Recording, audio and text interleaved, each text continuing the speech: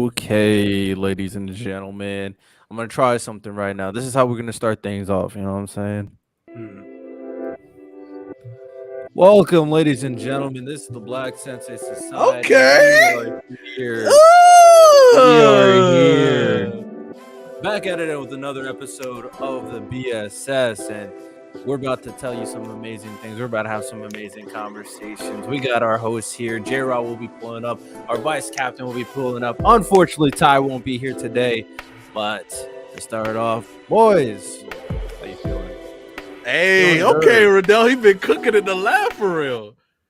Okay, This was an option, so I was just like, "Hey, man, let's I, see, I let's see what like the it. vibe is. Let's I've see what been the vibe meaning is." because I know we throw around the idea of eventually having an intro to the pod. So I'm like, what if we throw a little Black Senses Society banner in front? Give it a little bit of an easier like leadway in, so we're not like just like, we click live and we're already on there. Maybe give them like 10 seconds so you can give Yeah, we your. could have because there's an option for a countdown clipper and everything, so that's Mm, definitely something. mm, Lewis, my guy. Hey man, let me know if you want to pull up, Lewis. You can pull up yes, today, man. yes, You're my guy, bro. And he knows what he's talking about. If it wasn't for Lewis, not gonna lie, I wouldn't have gotten back into the WWE stuff. And I'm not like fully back, but the amount of TikToks and YouTube videos I've seen about the WWE as of recently is actually crazy. CM Punk coming back. Yeah, I saw that. That's the energy they needed for real. The facts. Shout out my boy Randy Orton. You know what I'm saying? Good for him. He back 280. He's Yeah, back, right? yeah, he's that guy, man. That's crazy. So how you doing? What's the vibe with you boys? Good. Just same old. Reading the anime, learn, schooling all these people. What's good, Tank? Uh, And yeah, just same old. I mean, I've been chilling, getting over whatever I had. I legitimately thought I had COVID yesterday, and I was like, I've never felt as bad as I felt yesterday. And then I'm not gonna hold you wearing the suit for open field. While it was cool, definitely I was struggling. I was struggling for real. I was like, I need something like better breathing. Like I'm just wearing this for 2 hours. I was struggling. You got that. You look like you had layers on too, because I'll be wearing a suit for my podcast, but like Well, I don't be going crazy. I had the full three piece, Yeah, like the and then vest a and everything. scarf. I'm like, bruh. Gotta match the vibe. Tommy DeVito, bro. You gotta believe in I'm him. so mad you didn't tell me you were wearing a suit. I would have pulled up in a suit too. Y'all don't Hey, deserve to if pull he up in wins this suit. How again, about that? if we wins again, Lonnie, we'll pull it up together. Yeah. Nasty work. I'll actually Nasty. ordered a fedora that was supposed to come like I was gonna today. say, But like, I would have got a fedora and all that. Like, I would yeah, have. so it's supposed to it was supposed to come today on Prime, but apparently it's showing up tomorrow, and then we're gonna be. Don't let Tommy win another game, Lonnie. How are Patriots fans rooting for Tommy DeVito this much? Y'all are nasty. Not Nah, we nasty. just rooted for DeVito, bro. We believe in him. We Yeah. Nah, believed in y'all him before wanted you us to did. have a better or worse That's the pick than best y'all. theme song ever. It's just called Mob Ties, by a guy named Drake. Also, ladies and gentlemen, so people who are listening to the podcast and people who are rewatching this on YouTube, make sure you guys rate us 5 stars on Apple Podcasts and rate us 5 stars on Spotify as well. Since now we got some episodes under belt, it's time to start pushing the podcast and start telling people who we are and what we doing out here. We also got an Instagram, TikTok, obviously YouTube Shorts, Twitch. So we have a lot of places we have content. So make sure you follow all our socials. That information should be in the description. Go check us out. Check us what we're Also, doing. we got a link tree going as well that I will also make sure that's in the description. But if you need to find it, it's on the description of our YouTube channel. So we got it right there for y'all. So we got all of our stuff and then also all the individual links to all of the BSS captains on there as well. And hey, Miles coming up clutch. He might get a little part in it too, for real. Facts. Miles always ready to go. W Vice Captain, always here when we need him. Hey, man. we only need one too. Nah, we only need one tank. We're gonna need you to get your weight up if you want to get that vice captain role. Yeah, hey man, keep on doing what you're doing, man. Hey, shout out to you. Appreciate you, Tank. With that said, oh yeah, we got a Discord as well. I don't know how I didn't shout that out. Make sure y'all join our Discord. Still, that Discord is improving here and there. Obviously, if you all know more about Discord than we do, let us know. But hey, we're making some moves up there, of course. So we already know how we like to start it. The best segment on the show, Agenda Hour. Anybody got some agendas they want to pull out their hats right now? I will go because and I know this is not going to be anime related, but I'd like to stand up and give Santa Monica Studios a round of applause. Let me just go ahead and. Were you supposed to clap too? No, you don't have to. You don't have to sit for me. Santa Monica Studios. All they've been doing since they erupted is give us heat. The new God of Wars have been crazy, and all of a sudden we found out during the Game Awards last week we getting free DLC, free God of War DLC. And Lonnie, Miles, Riddell, let me tell you, that shit's some heat. That shit is some heat. It looks good. Well, oh my god. Well, to jump off your point real quick. So y'all see this setup or whatever? Because this is like my office. Like usually y'all see me in Moon Peach's office, but our early Christmas present was this PC. First game I bought, God of War. So I'm catching up. Welcome. Welcome. Okay. Did you buy both of them or you just bought Ragnarok? I just bought the first one just to start off. So it's like, I was playing it right before this. So I thought it was he's about to go through it, bro. I was in the middle. I was in the middle of it. I was getting it in. Oh boy. Like I think it's just the fact that I'm always surprised that Santa Monica Studios can do this, where they make a full game and they're like, we're not really gonna give you any, like, especially what games do now, where they make a game and then they give you like more story stuff and DLC so that you can buy more stuff to really get the game going. Like EA is notorious for that, but for them to give us free DLC like this, and from everything I got to play for about an hour and a half before I hopped on, bam, it's great, man. I can't believe it. Miles, hurry up and get on it. And Lonnie, is it out? Is it out? It's out. It's out. Shit. It's out. I think it was about 10 gigabytes when it was updated on my PS4. That's not bad. It's great, man. Shout out y'all. You know, I'm not the PlayStation guy, but shout out y'all. Yeah, shout out y'all. God of War is good enough to be a system seller, man. Both of them. That's how good God of War is. Especially since I've been playing games recently. But if we ever got BSS gaming started and Dragon Ball Budokai Tenkaichi, what was it? Is it going to be 4? Yeah. 4?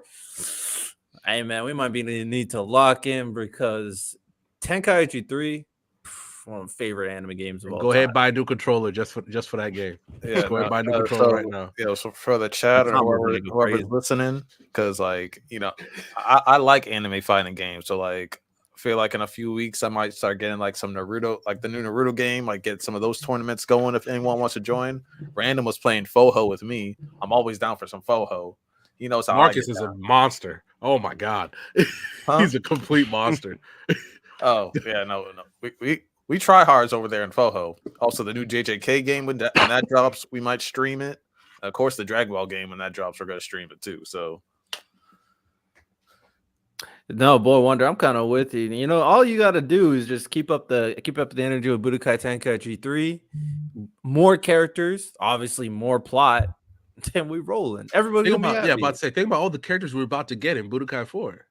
A lot. All the characters. We're about to get a ton. Man. So, plus, if they do start, like, you know what, let's go ahead and dive deep into more of those what if stories that they like to do. I love Future Trunks. So any more Future Trunks content I can get, I'm all here for it. And they can literally take so much stuff from Dragon Ball Legends. Just cause. Oh, you know, yeah.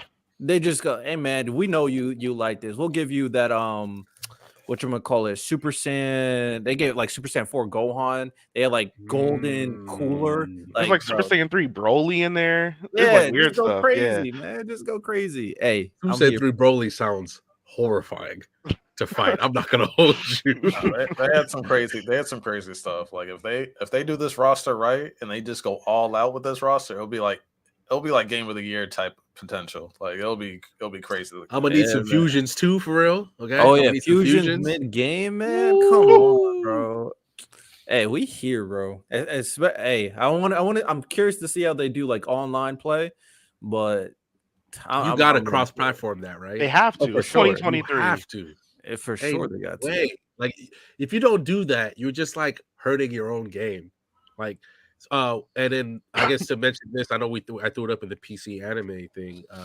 The Spy Family thing crossover that they're doing with Street Fighter. I think yours is going to be in the game. It's going to be Street Fighter 6. Yeah. So in the beginning, I thought it was just going to be her outfit for Chun-Li, but I think she's going to be in the game. I'm like, I'm here for it, and you're been killing it if y'all been watching Spy Family the second season. So yeah, Spy Family's still great for what it is. To bring up my agenda, I was thinking about this, and I saw a clip on TikTok, and they showed a clip about Naruto, and I was thinking about what Naruto did. Boruto, we don't gotta talk about Boruto. We talk about Naruto. We'll talk about Naruto and only Naruto. Bro, people forget how good Naruto is, man. The story of Naruto, the arcs of Naruto, even if you have criticism with Shippuden, especially their final arc, I think that's like the biggest criticism you can have with the Shippuden final arc. But from original Naruto alone, if we're just talking about that, and then moving into some of the arcs in Shippuden, such as like the Pain arc or the Sasuke versus Itachi arc or stuff like that, bro, the story writing, the moments, the fights, it doesn't even have top tier animation, but it is timeless. I think people forget how good Naruto is and are very quick and ready to put a lot of these newer series over Naruto. I'm not gonna lie. And I just don't, with some of the newer like battle shonen, not just shonen in general, just battle shonen, I don't really get the same type of consistent quality that I do, and then moments that I do from Naruto. I get invested into Naruto way more than some of these other series. I don't even think it's just nostalgia, because I think there's certain cases that with Naruto that you can like critique for sure. But I just think the story of Naruto is just much too underappreciated. The big three in general, because One Piece is underappreciated somehow, even though it's the GOAT. And Bleach, a little different because Bleach is great. It does repeat the same arc a couple times, so it's a little different. It has a repetitive process, but it's still really good. So my question is, well, I guess I can see where you're coming from that, because we talked about it earlier that there is no like next great shonen after. I guess you could say Jujutsu Kaisen was that, but then we know Jujutsu Kaisen is not going to last as long as people thought it would, or at least traditionally would. So we don't know what's after JJK. We don't have one, at least on the horizon, that captures people's attention like that. So Jesus, the more and more I think about it, Shonen Jump, I'm gonna need y'all to figure this out. I'm gonna need y'all to figure this out for real. Well, that might lead to my agenda, because I've been doing some thinking, I've been doing some reading, and I just think Chojin X is gonna, if it gets animated, thank you, it will take the world by storm. And after Black Clover is gonna be over, My Hero, Chainsaw Man, JJK. So that's like the perfect time for Chojin X to come in. And since so many people will be hyping that up and harping on it, do you know what that will do for me and the rest of the community? That will spark the Tokyo Ghoul remake.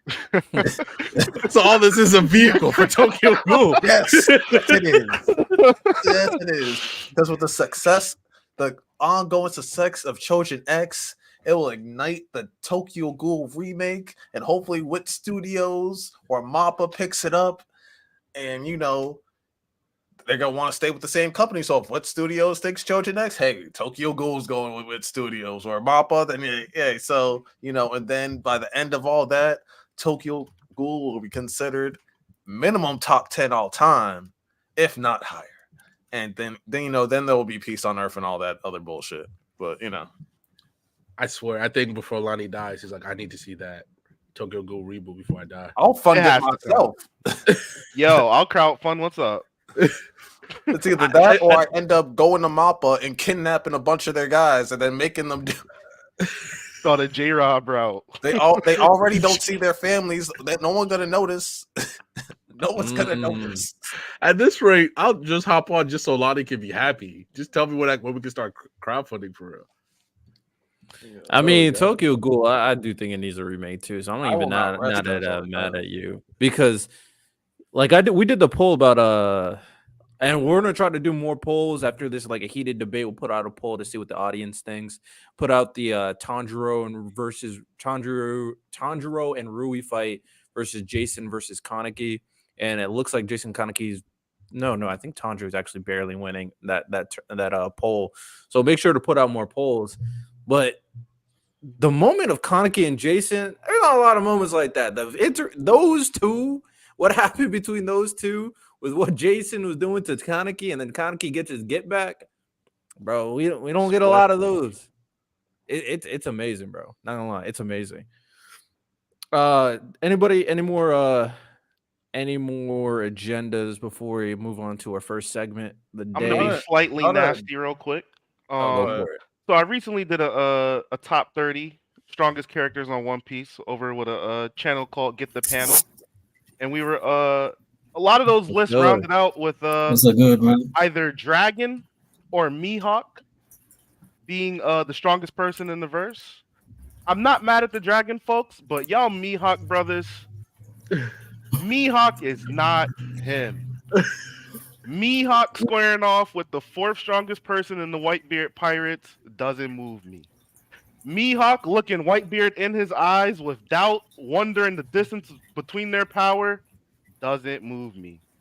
Mihawk under Buggy doesn't move me. I think that's a gag, though. That's a gag. It kind of is. But until we see Mihawk actually do something worthwhile, him sitting at the top of a list regarding anything power related when the red-haired wonder still walks the earth, we got to stop it, fellas. Mihawk is not him. Shanks until I die. And yeah, we're going to leave it at that. Well, just not to counter your point, because I don't think Mihawk's like the strongest being, or like I'm not one of those super Mihawk fans. I do like Mihawk. He is one of my like potential favorites if they end up doing his whole story right. But I did see like it was from like a Mihawk stand, because I forgot where I was arguing this, but they showed like, you know, like the little clones, the clones. Oh, the Seraphim things. Yeah, and they showed like one of them like just slice the mountain, like the Mihawk one just slice the mountain. I was like, if that clone nigga can do it, then like, yo, Mihawk cut it. Hey, you saw that Seraphim pressing Blackbeard? Yeah. And then that same Seraphim was looking shook against Zoro. I don't want to hear it. Hey man, Zoro beat up. That's King, just a copy from the original, and it's not even like fully grown. Zoro cut Kaido. This is problem. Mihawk, there's levels to this. Until Mihawk got something on paper that we could say that he did, I can agree. I don't want to hear. I agree. I like need evidence to see that. Hey man, I will say this. I think there's enough evidence to say Mihawk is that guy, because I'm one of those people that says Mihawk is Yonko level, and I'm confident with it, and I stand 10 toes with that. I have stocks in that. I've been have stocks in that. But if you want to say Shanks is stronger, I'm not even impressed about that, honestly. No, like those I don't think there needs scalers. to be a huge debate on like Shanks and Mihawk right now, because y'all right. Mihawk doesn't have the evidence behind him being stronger than Shanks. The only thing we know is that one guy's the strongest swordsman and the other guy isn't, and he uses sword as well. That's the only thing we know. That's the only thing we know. Other than that, we don't know much, man. We don't know much. No, actually, that got me started, Riddell. Like those damn DBZ power scalers that me and Miles were like to argue with and stuff like that, where their only answers to bullshit is speed blitz, or they'll just destroy the planet when they can't breathe in space. It's bullshit. Oh, how they gonna get out of Tsukuyomi? Speed blitz. How they gonna get out of Maruroshi? Let it go. Let it go. No, I will not let it go. Let it go. This is personal. Yo, Louis, Louis, the only reason he's mad is because he doesn't like the fact that Krillin is like he's okay with everybody else, but Krillin's where he draws a line. That's where he draws a line. Is Krillin? Damn line. Krillin ain't no speed blitz in the Matara. I don't give a damn. The problem is Krillin fucking up most of the Naruto verse from what I've heard and what I've seen. He just don't like it that he might have a chance against some of the strongest. Like, in the verse. Chi-Chi will destroy most of the Naruto verse too. Suck my dick, okay? Nah. Like nah. She ain't no moon. I don't care. She ain't beating. If you're telling me, Chi-Chi's whooping Obito or Madara, nah, you can kiss my ass. You can kiss my ass. She can use Ken. I don't know. I definitely agree with that. You can kiss my ass with that too, because Chi-Chi ain't doing nothing with Naruto. I said like, yo, what if Obito like sends them to another dimension? What are they gonna do? Oh, they'll just speed blitz it. How you speed blitz that? That don't even make sense. Hey man, destroy the planet. You feel me? Hey, Fearless. so with that said, let's dive into our first topic. We didn't do it last week. We're doing it this week. Blind anime rankings. If you don't know how this works, there is going to be 5 anime I'm about to mention. You can rank them from 1 to 5, 1 being the better anime, 5 being the worst anime. So it's completely blind. It's up to y'all to decide where you all want to put this anime as a collective.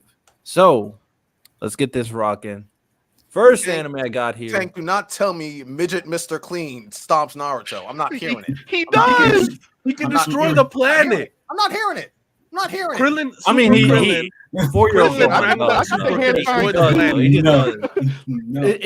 It's unfortunate, but that same attack that cooked Raditz is cooking Naruto too. For being honest, I don't care. A destructive disc is cooking most people in the verse. Like I don't know what to tell Krillin punches you. Naruto in his spine and shatters it, and the fight's over. Man, Naruto does a Rasengan and then Gohan sneezes it away, bro. Come on. Now. One Genjutsu and y'all can show me all the numbers and stats or power scales or speed of can light. read minds. Like what are we talking about? Equations. I don't care. I just disagree.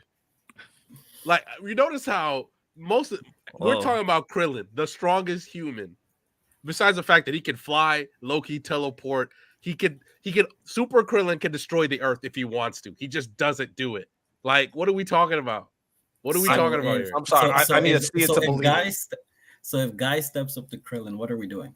They're scrapping and guys walking out Guy the loser. is Night Guy to Krillin. Krillin's getting up from it. He just is. He's walking away. Guy literally dies. Yeah, it's just a wrap. It's a wrap. Because you want to know why? The moment he uses Night Guy, Guy dies, and Krillin just gets back up. It's like, damn, that hurt. He fights Goku on a regular basis. Yeah, he fights Goku on a regular basis. Goku right now in Super would walk into Naruto and slap everybody in there, and nobody can do nothing about it. And that's who Krillin fights on the daily. That's who he fights on the daily. That's a fact. I don't care. But all right, let's dive right into the blind anime rankings. Wrong, disagree. The first anime, let's start. Go text might be a problem in the verse. I don't tell you. The first anime, Dragon Ball Z, ranked from 1 through 5. 4. 3. Yeah, I gotta agree. 5 being the greatest. 5 being worse. 3. 3.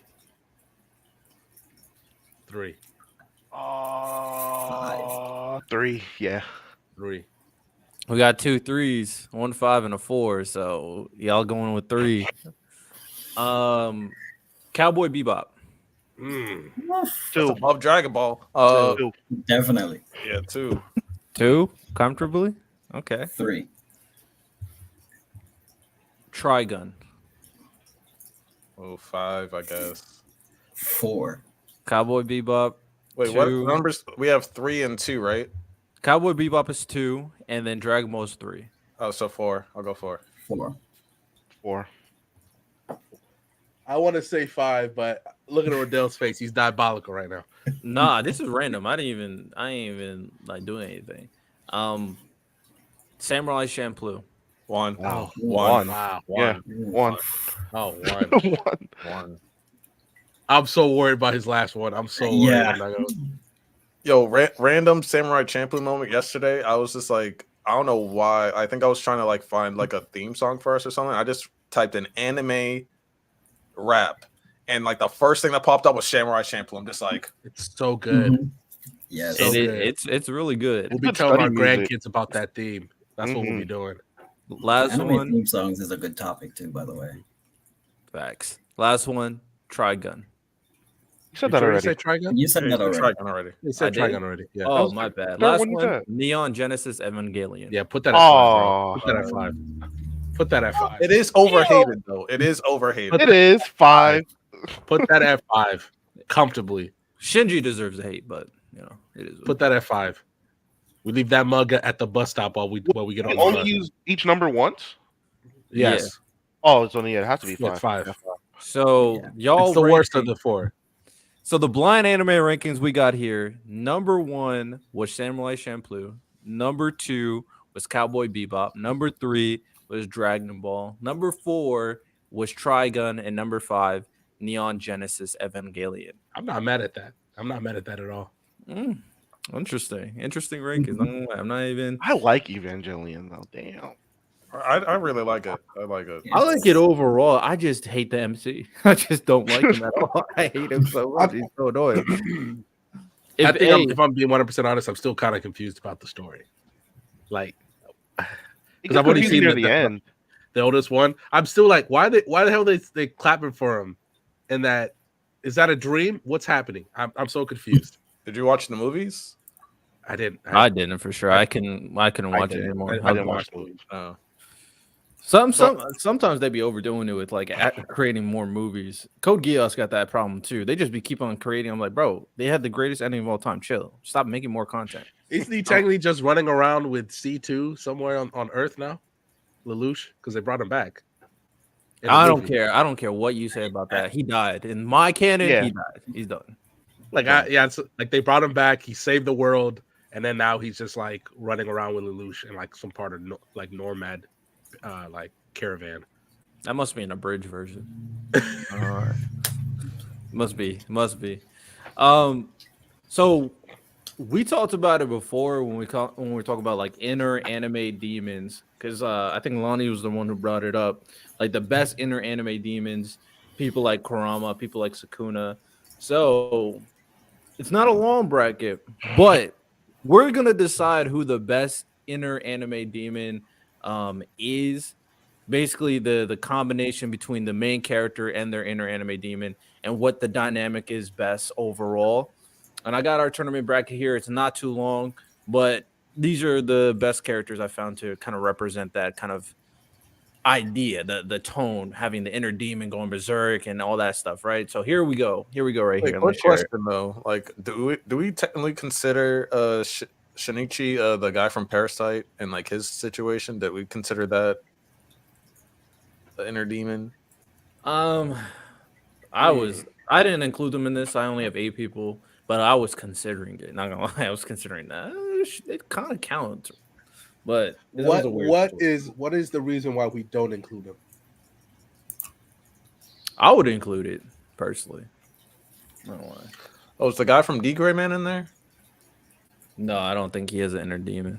I wouldn't count that. Because I wouldn't count anything he does, like going berserk or anything. The gorilla. You know what I'm saying? Okay. That is a 1-8 matchup right there. I'm not gonna hold you. So that is a 1-8 matchup. Yeah, here's our tournament brackets. Main characters with their inner demons, which is the best kind of version of it, of course. This should be interesting. Let's dive right into it. Let's start it off with the first matchup. Asta with Libby, we know, and Yuji with Sukuna. Rin is from Blue Exorcist, by the way. You gotta know. Who wants to start it off? I think it's Yuji, because Sukuna is such a compelling character by himself that like people just rally around whether or not he's legitimately massacring thousands of people like he's doing currently right now in the anime, or he's about to, or what he's doing right now in the manga. And he's legitimately going to court. So I'm so curious to see that. I just think right now, if you just compare the two characters between Libe and Sukuna, I think as much as I enjoy Asta more than Yuji, that Sukuna is such a better character than Libe is. I agree. For some reason, I feel like Libe's full reveal kind of ruined him for me. When we first saw him during the Elf arc, is just a silhouette, kind of shit talking that word, the word devil. Yeah. He seemed so badass, like get lost, loser. Like there was such a different aura that he had versus us really seeing him, and he's like a pipsqueak, just like Asta. It really killed it for me. I'm gonna give it to Sukuna as well. I've heard that criticism when it comes to Libby as well, because the expectation he was like a more threatening character versus the version that we got. And like, even though I liked his story with the mom, even though there's a little kind of iffiness I feel about it at times, because it's like I get it. You're the no magic demon that exists in the underworld. I don't know why you don't have magic, to be honest. And it was very interesting that you happen. There's still questions in that story that I need fleshed out. Whereas there's questions in Sukuna's story I need fleshed out as well. But I have no problem with Sukuna. Everything Sukuna does is amazing. Although I think Asta is better than Yuji, Sukuna is so much better than Liubi, and the dynamic between Sukuna and Yuji is way more interesting. Like Sukuna actively tries to ruin Yuji's life, and it's hilarious. Not gonna lie. So I was gonna say is the dynamic between, because that's the first time, at least that I can remember, where the Enid demon stays an adversary instead of being like an ally. So that may be what really helps their dynamic, because even if we don't get the hand arc at some point, especially what's going on right now, which I like to believe, unless Utah is the one that technically gets the final kill, this Yuji versus Sukuna thing was always been something that's building. And ironically, I could see Sukuna finding a way to win that somehow, and I'll be so crushed. But then I could also see obviously Yuji coming out on top in another way. But I think just their dynamic is going to be so crazy. When it comes to Sukuna, I feel like he's more complex than Asta's demon by a lot, to the point where like you see him every time like Sukuna actually fights someone, it's like he understands them better than they understand themselves. Like he understands people and like curse energy itself like at an extreme level. Like because we even saw Gojo be like, when he like unlocked like the true meaning of curse energy, I feel like Sukuna found like even deeper level. So just like his interact, like because he's all these other demons in a way like they actually like kind of like either turn good or like they help out their host, you can say. Sukuna's like the actual like true demon out of all these guys. Like he doesn't care about their goals. He doesn't care about Yuji's survival. He doesn't care about anything other than himself. We actually don't even really know what Sukuna's real goal is yet. But at the same time, like he is just like chaos and destruction, like incarnate. Like that's just what he loves to do. So the fact that like he has such a parallel with Yuji compared to a lot of the other ones, he clears. I definitely would have to agree with that. I got Yuji, because that dynamic between those two is very interesting. Like Yuji wants to save everybody and whatnot, and here comes Sukuna and just says, "You know what? Let me just murder thousands of people, and then here you go." Yuji moves on. Next is Naruto versus Rin. If you don't know Rin, I'm gonna repeat it again. He's from Blue Exorcist. The manga is almost done. I actually caught up to it recently, and they're like in the final moments. They're about to get the final push for the story to kind of conclude. I mean, I got Naruto here, but I will say this: if we're talking about inner demon aspects, where it's like they always stay evil, technically Rin's situation would be the exact same, because Rin's inner demon powers comes from his father and very much connected to his father being Satan. The thing is, in this story so far, at the very least, Satan is never good. He's always bad. He's always evil, and he wants Rin's body. Kind of very similar to the Sukuna situation, actually. He wants Rin's body. Now, it's not as connected, but obviously Rin's powers are very much connected to Satan, and it takes a while for Rin to finally gain control over his demon's powers throughout the entirety of the story.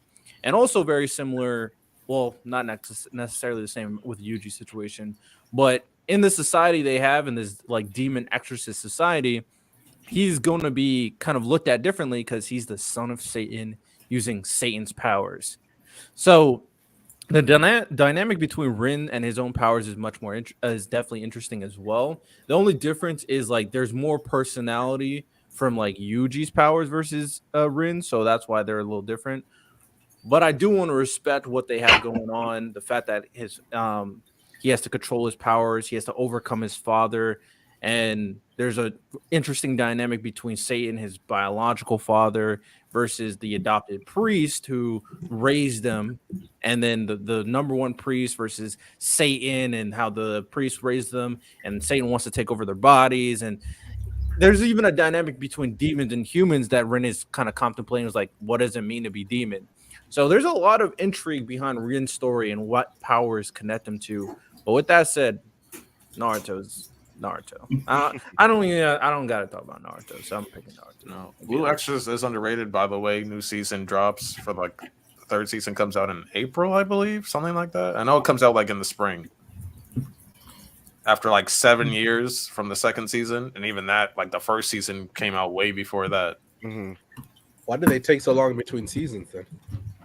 Multiple Blue Exorcist is a weird series, not gonna lie. No, multiple reasons. It's really the mangaka, because the mangaka, I get it that she's an artist, but at the same time, she's not like other mangakas, because she literally said like multiple times, like, yeah, I made this story, but I also want to do other stuff. So she just takes random breaks. Like she wrote like a poem, I think once, and then she wrote like another short story, and then like another little manga, because she doesn't want to just focus on one piece of art at the same time and just get on with it. So Blue Exorcist has had multiple breaks, and I guess she also didn't like how the original first season did. So like they like kind of like the second season was kind of like it was like a soft reboot ish. Like they kind of changed the ending of the first season, I believe. To go to what the actual manga was, but again, that wouldn't have happened if she just kept on doing her manga, so they didn't run out of material. So, yeah, artists are artists. They're gonna keep on being eccentric and difficult for no reason sometimes. Yeah, but man, Naruto be still like that. Anybody picking Rin at all? You know what I'm saying? I think I didn't think anybody would. So Kurama's just so iconic in himself, right? Yeah. That's tough. A tough matchup for Rin. I'm not gonna lie. You know what I'm saying? Shout out Rin though. All right, next one we got is on there. Denji with him and his little chainsaw devil. Why is Goku on here? Apparently the gorilla. Who should I pick? And I decided, the aspect of having, I forgot what was it? Was it called like Ortaru or something like that in original Dragon Ball? Ozaru. Oh, there we go. Ozaru. The great eight. The great eight. Sheriff of the End. You could have gone with like Kaneki. I never watched Sheriff of the End. Kaneki, I don't think he has inner demons. He's just got split personalities. Not gonna lie. Because I don't think anything he has. Rize was like low-key was like an inner demon throughout the. She was just like a figment of his imagination. If we're being completely honest. Okay. I'm just saying, man. Though the reason why I decided to put Goku on the tournament bracket is because like he has this inner power that kind of based off of certain specific situations kind of lets him go berserk. Maybe there's another one I should have put in instead, but I couldn't think of anyone else. Not gonna lie. There's not that many inner demons. Let me be honest. Shinji's a shout. Is it Shin? No. Maybe Shinji. What's his name on Parasite? It's not Shinji. I don't remember his name on Parasite. But him, he could have been argued. The guy from Sheriff of the End would have been a good one too. I never read it, so I don't have an opinion. So, I mean, I'm gonna go Denji, but shout out Goku for being one of the original berserk monsters inside your body. You know what I'm saying? I guess that ape was not moving me. I don't care. Like what? It's a OG. It really started like berserk transformation moments. Because technically, what is it? Because technically, doesn't Goku tap more into his Saiyan nature every time he transforms? Like, I guess. I guess. It just feels so weird, especially on this list for him to be on there, in my opinion. I just didn't know who else to put in here. I haven't watched. Could have gone Inuyasha.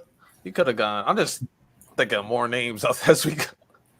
Inuyasha, inner demon, but he is demon. Yeah, but when he goes berserk with that berserk mode, that's not him really. So that's a fair one. Hey, if we all go in Denji, we can just move on right now. You know what I'm saying? We can move on right now. All right. It feels like you just wanted to slight Goku for real. If I'm being honest. No, I just thought Goku. I thought Goku would have been a shout because he has the inner ape. Because it's still like an inner monster that makes him go berserk. Off of very certain conditions, very similar to a lot of these characters who go berserk from their inner monster. So I think it fit the criteria. I thought it was fine. But with that said, let's move on to the next one. We got Ichigo with White and Meliodas with obviously his inner demon, especially early on when we didn't know much about his demon lineage. So I don't really think I got to the part of the Seven Deadly Sins where they expounded on his demon that much, but I'm still gonna pick him because I feel like White is kind of boring. Other than his Vasto Lorde transformation against Ulki, I really don't like. White just seems like a very bland demon. What? He didn't impress me that much. They fought for the training for the Hollow Mask, and then other than that, he was just swinging his sword at Ichigo half the time. We didn't even understand the significance behind it. Okay, all right. So I'll go ahead. I can break it down because to me, besides Sukuna, like I think like he's probably like the second best because he's like he's the other side of Ichigo, but yeah, he's an inner demon, but he wants what's best overall. He feels like I agree. So he feels overall Ichigo is unprepared. He's like, yo, Ichigo's not ready for any of this. Like he's like in conjunction with like the Zanbakuto / Quincy powers. So he's like, yo, Ichigo's not ready. This is like my home as much as it is his. So he's like the other side of the coin, and like he had one of the best speeches in anime when he was talking about like, yo, the horse is technically stronger than the king that rides it, but what separates the king and the horse? It's instinct.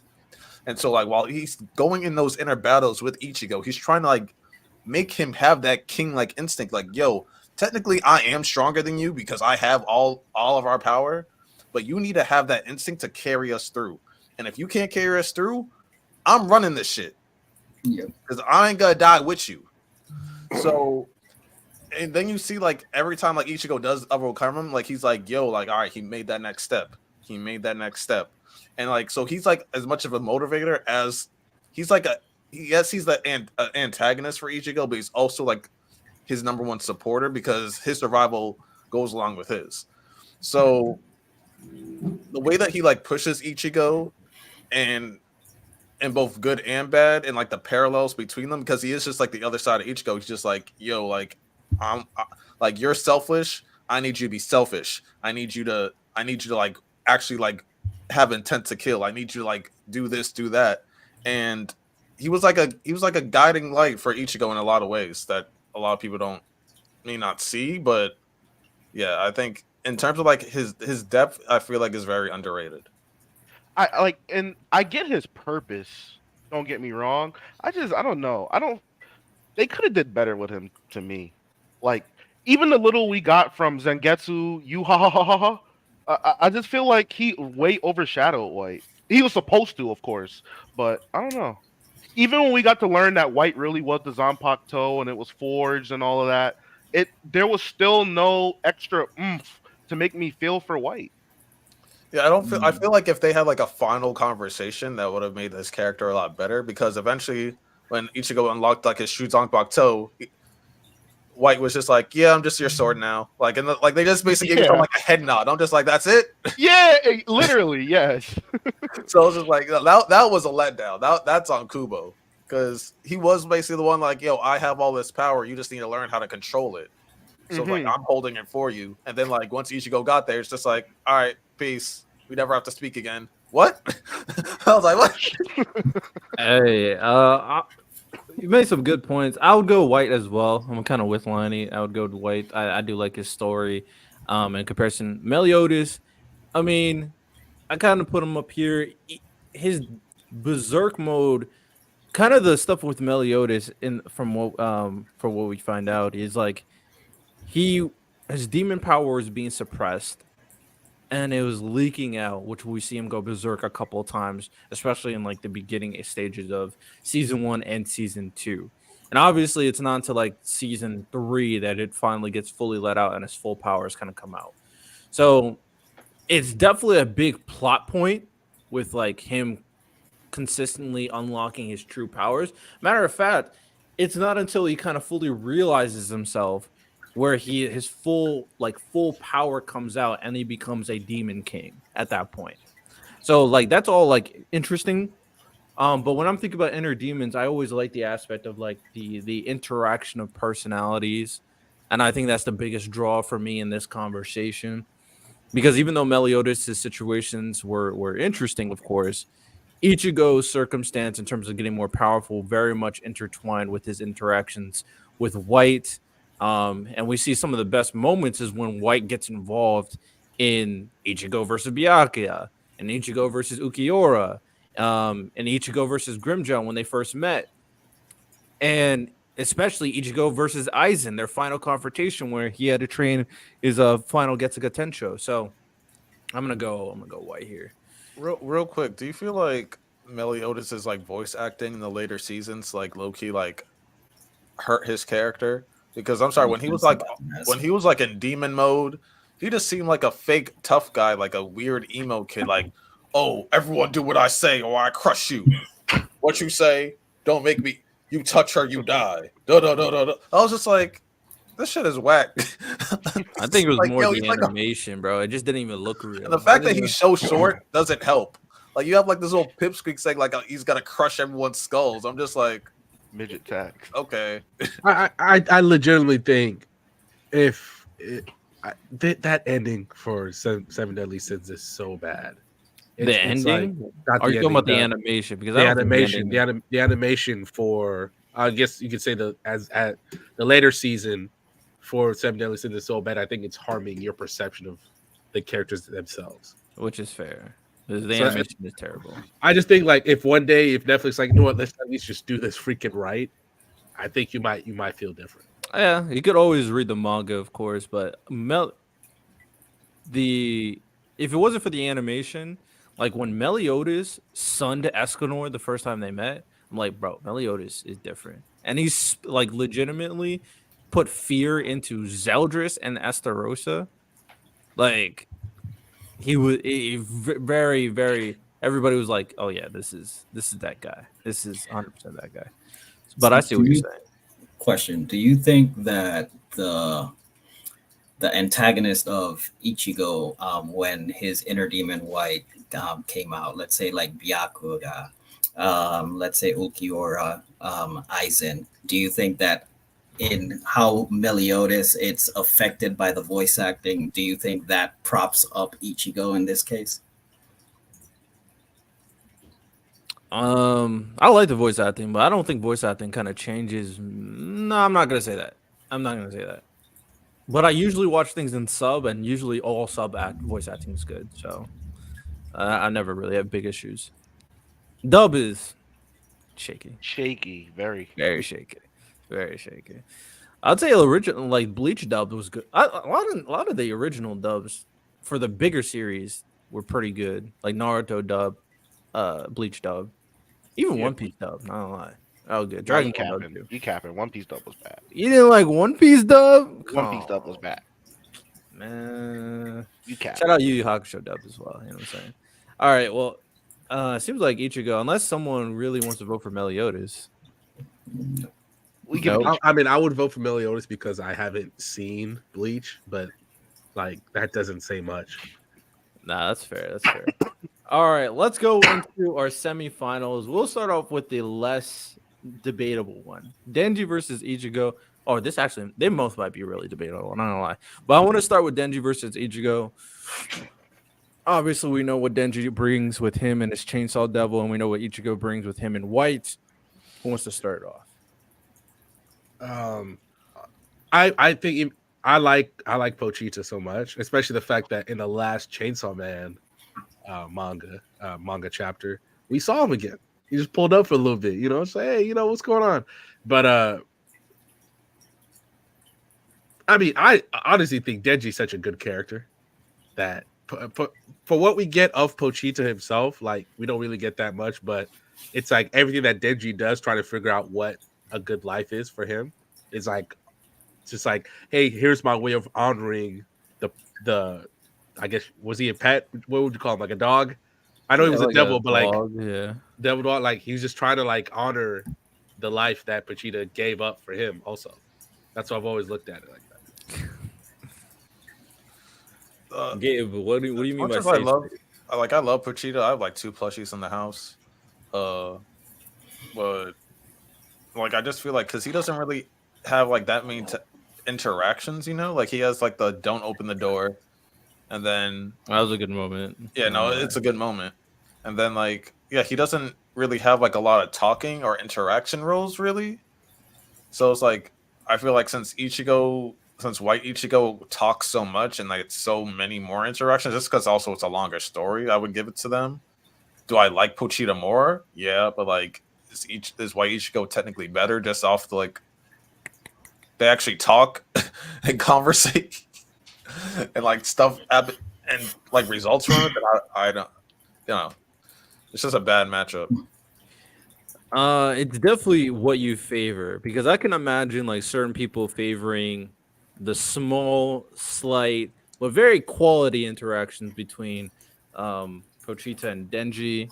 You already named some of the moments; they were all very, very meaningful. Versus Ichigo, which is his moments with White is not like I would say probably the most heartwarming or definitely most invested emotion other than like White making him rage is like when White and Quincy fake Yuha combined and Ichigo had to accept him to gain his final Getsuga Tensho, and then obviously if he did that he was going to lose his Shinigami powers. Right. So if I'm counting their fights, like because Pochita has to fight against like the other hybrids, right? Mm-hmm. But then White Hollow has against Ulquiorra, which is one of the best fights in Bleach, and then against Yakuya, which was another good fight. And then he also like was fighting the Vizards or whatever while that whole holification process was going on. Yeah. So it's like quality, very small quality moment. If you want to count the Hell movie, you can count that too if you want. Nah, that's cheating. Yeah. And then the more moments that were pretty quality, I would say all of these moments are interesting quality, but not as emotionally captivating. It depends on what you favor. I'm going to go White as well, though. Yeah, I'm going White. Damn, we are being sorry. I just started looking. We are being blessed next year. Jesus Christ. Sorry, I need to stop. I need to stop looking at this. Okay. So White, 2 Whites, 1 Pochita, Miles, Lewis. What are we saying? Pochita. 2. Pochita, yeah. I'm sorry. I'm going White. I think from the transformation aspects. During the fights with Ulquiorra and Byakuya, and just the little subtle hints, like every time Ichigo's hollow masks change, it's just things like that. I'm gonna give the edge over to Ichigo. Okay, well, we moved on. Ichigo versus Denji. It kind of explains it, so I don't have to type it in the chat. We're gonna get into a segment afterwards. Not after this. We got one more second before this with I think we're doing the Gauntlet, and then we're gonna go into animes with the wrong MCs. So basically, what anime do you think that another character would have made a better main character versus the main character? I won't give you examples just in case someone might have an option. I already have my selection that I'm gonna put out there, but that's what we're gonna talk about. So with that said, next we got Yuji versus Naruto, and this is a heater. This is actually a heater. I want to say my pick first. You know, we talked a lot about Sukuna and everything, but Naruto and Kurama is such an interesting dynamic because even though Kurama eventually started being his ally, that wasn't until the final arc of Naruto. Kurama was on smoke the entirety of Naruto trying to take this man's body constantly. And there were so many moments, kind of like White, honestly, more when it comes down to it, where Kurama was getting involved, obviously for his own self-interest, and Kurama was trying to corrupt Naruto towards his side. And the cream of the crop, some of the cream of the crop moments, one of the biggest ones. Y'all remember Naruto versus Pain? Just remember that moment where Naruto thought he lost Hinata, went berserk, and he was losing himself. He was absolutely about to give up everything. And Kurama's just right there, just picking. Say, hey, come to me, man. Come to me. And Naruto almost, hey, shout out Minato. Also, beautiful moment when Minato came and when we didn't know he was the father, bro, coming into that blink, even though we all kind of theorized, but beautiful moment when Minato came and stopped Naruto from that situation. Also, you have to remember that Yamato had the seals on his hands, and the fact that it was just going 6, His 7, hand was on fire. 8, and I was like, oh damn! Like he was like, bro, Yamato, what are you gonna do? You ain't gonna make it, bro. It's cooked. Hey man, Kurama and Naruto's interactions, the way that Kurama was constantly trying to corrupt him, the usefulness of Kurama in constant moments in Naruto, playing into Naruto's emotions, and then finally Kurama coming around to Naruto, and we learning Kurama's backstory and his relationship with the 6 sages. It is Kurama. It is Kurama, bro. I don't care, man. I'm picking Naruto, man. I think you can hit me with everything you just said. Once again, we can talk about, like you just said, bro. Sukuna never gave a fuck about Yuji. Never. And we saw the moment he had his shot with that binding vow, that first of all, I like, as much as I respect Yuji saying square up, and Sukuna's like, I don't got time for you, and just straight up murked him real quick. The moment he had his chance, ditched Yuji like a discarded old dirty towel and moved on to the next vessel. And even then, what fans are about to see Sukuna do in the Shibuya arc, the fact that Sukuna has been able to have this kind of impact on fans, whether it's the manga or the anime, and damn near a quarter of the time that Kurama did, and also the fact that Kurama in the end still ended up being buddies with the dude. Like Sukuna is a demon through and through. And once we get his hand arc and we learn exactly what his backstory is, we're gonna have some conversations, because we're having them right now. That's and we a don't very know what's going on. And I'm gonna bring this out. I'm not gonna lie. I'm gonna bring this out. I'm gonna play devil's. I'm gonna play the counterpoint. Yes, Sukuna is amazing. I think Sukuna is gonna be the best villain of this generation. But Sukuna's best villain of this generation stuff is stuff he's doing in Megami, not Yuji. Not gonna lie. That's stuff he's doing in Megami, not Yuji. So we just go forget. Let's just forget the Shibuya arc happened. That's what we're doing. I'm just saying, man. We're forgetting the Shibuya arc. When he had his opportunity, he went crazy. He did crazy in the Shibuya arc. He did, man. He did. But what's putting him over, obviously, for me, the greatest villain, the stuff with the backstory. I mean, the stuff with currently is more of a Megami stuff, obviously. So I just want to, if we're good, we shouldn't be giving him points for stuff he's not doing with Yuji. I'm just saying. I'm just putting it out. Come on, bro. We talking inner demon right now. Yeah. Who's a better inner demon? Who's a better inner demon? Well, here's the thing. So to both points, before I get on Sukuna, Kurama, he was a great inner demon. Like I feel like even like the starting point, what I feel like was a little bit better with Kurama. Just like the first few interactions, I felt like were a little bit more interesting. What I feel like over like the time skip, like Shippuden, I felt like Kurama needed to take like a extra step. I actually felt like probably made him goated, like what probably made him over Sukuna. If he like killed like an important character in Naruto, like that would have been like killer. That would have changed the dynamic. I don't know if he killed his parents. That's his only body though. You can only live off that. I'm saying like in Naruto's body. Like if he overtook Naruto's body and killed somebody, yeah, like the psychological thing that would do to Naruto. Body. That's not. But Minato is the body, though. That's what I'm saying. But it's like you can only live off that for so long, though. That like you can only live off that one kill for so long. Killing Yuji's body, like in Megami's body, I'll give you evil for so long. I'm saying at least Sukuna did the Shibuya. Like if Kurama did some type of Shibuya type Shibuya is unmatched in this conversation. Yeah, that's what I'm saying. Like I'm just saying, if he killed one person, if Naruto accidentally killed one person while being influenced by the Nine-Tailed Fox, like he hit them too hard, or like he was like in Four Tails mode and he had no control over himself and he just whacked somebody. How did you feel about the moment when Jiraiya takes off his shirt and you see that giant scar? Yeah, no, that's another point I was gonna make. Like that's like a good moment. I was like, oh, like Kuroma's really like that. But like, if he actually like, just imagine an alternate reality where where Naruto accidentally kills Jiraiya. That would be insane. Bro, Sukuna doesn't have this moment. I don't know why you're nitpicking Kurama for this. This doesn't even exist for Sukuna.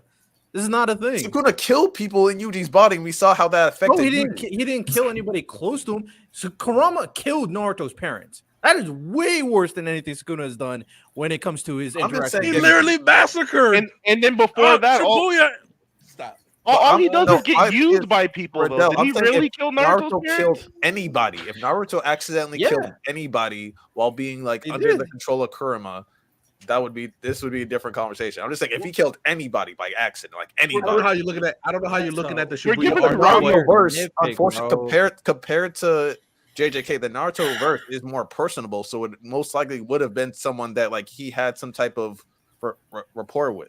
It would have the main thing that moves me out of the two is when I look at them as standalone characters. A lot of the times, Kurama's being implemented. He's either being controlled, or he's just outright neutered. He can't do anything. Whereas, yes, Sukuna doesn't have the mobility to do anything, but when he does, he's always him unapologetically. He's not being controlled. He's not being steered. He's doing what he wants at the end of the day. Yeah, Kurama's not naturally bad, unlike Sukuna. Like Kurama, low-key was just mad. He was just mad that he was always being controlled and like being manipulated by humans. Like, so he was just bitter and resentful. So you're talking about the body. Sukuna has thousands of them. Thousands of bodies. Thousands. No, I think you see in the backstory, like when he's fighting Naruto, and like you see like the past Jinchurikis, you see like how his mom talked to Kurama, then like how the first Hokage's wife talked to him. He didn't like, and then like the first Hokage, how they're basically like, you're being controlled. I'm holding you down. You're not doing anything. That's why he hated humans. That's why this is the biggest thing. If Naruto allowed Kurama to take over his body, he was going to kill everybody in the Leaf Village, like 100%. Everything you're saying is exactly why. But it didn't happen, Rendell. So much. It didn't happen. It doesn't have to happen to be impactful. It's implied. Situation. Oh, it's implied. We legitimately see Sukuna take thousands of bodies. He kills thousands of people in Shibuya. He kills thousands of them. Like, what are we talking about here? He's not even strong enough to fulfill his ambitions. When he does get let loose, they always stop him. Bruh. Bro, no. They always stop him. No, at that point, I agree that Sukuna as a standalone villain, that is fun because I think Sukuna is going to be a great villain. But when it comes to Sukuna and his interactions with Yuji, and Sukuna when he was the inner demon of Yuji, and all those circumstances, it doesn't even come close to what Kurama provided for Naruto for the story of Naruto. So let's focus on the demon part. Demon as in like something negative. So when Mahito messed up Yuji's friend, and then he begged Sukuna because low key this was like a classic like Naruto reference where Naruto's like begging Kurama for help, like how like when Naruto got like thrown into the pit by Jiraiya. And then he had to ask Kurama for like chakra. It was like a low-key reference, like something like that, like in the beginning of the story, like in the relationship. His back was against the wall. He said, Sukuna, you can do whatever you want, you can have whatever you want. Help me. Low-key, all the cards are in Sukuna's hands. What does he say? No. Why? Because I'm an asshole and fuck you. Like, and he just laughs at him. He just laughs at him. Oh my god! No. After what we're gonna see after Shibuya. Hey, I get it. It's a savage moment, but in terms of Kurama's circumstances, when Naruto was asking power from Kurama, the reason why Kurama was giving him power so he can slowly whittle down that seal, so we can finally take control of Naruto and get released. That just said no, just to be an asshole. After Shibuya, Kurama needs Naruto to use his power so he can get released. Shibuya, when Yuji sees the devastation and he's crying, asking to die, what does Sukuna do? Literally rejoice, literally laugh at Yuji's pain, all the suffering he's going through. Sukuna is I can't even believe we're doing this. In a quarter of the time. Hey, chat, listen to me. Chat, the YouTube comments. I'm gonna put a poll in the YouTube community post. Y'all vote who is better, Naruto and Kurama and Yuji versus Sukuna. Also, random, you don't even watch Naruto. So what do you mean? I can't believe this is a conversation. What are we talking about? Like, what if I said that is wrong? In a quarter of the time that Kurama has been running around, Sukuna has legitimately accomplished more. He just has. What? Yes, he has. For the story of Naruto? No, he hasn't. He had. He just killed more people. Sukuna's that is all he did. What are we talking about? He's the final villain of the story. What are we talking about? He's bodied the strongest person. He's tormented the main character. Never went buddy with them. I don't understand. Oh, okay. Oh my god. Like everything Kurama did in reference to Naruto, he was there for Naruto versus Sasuke. He was there for Naruto versus Pain. He was very important in the final arc when they fought. But not as an inner demon, as his partner, as his homie, as a partner, not an inner demon. That was homie. They were fist bumping and everything. What's good, bro? Sukuna's the final villain of Jujutsu. What are we talking about? Now you're okay. Now he's helping. That's your best friend. You were just gassing up White for helping Ichigo. What are we talking about, bro? No, what but are we talking about?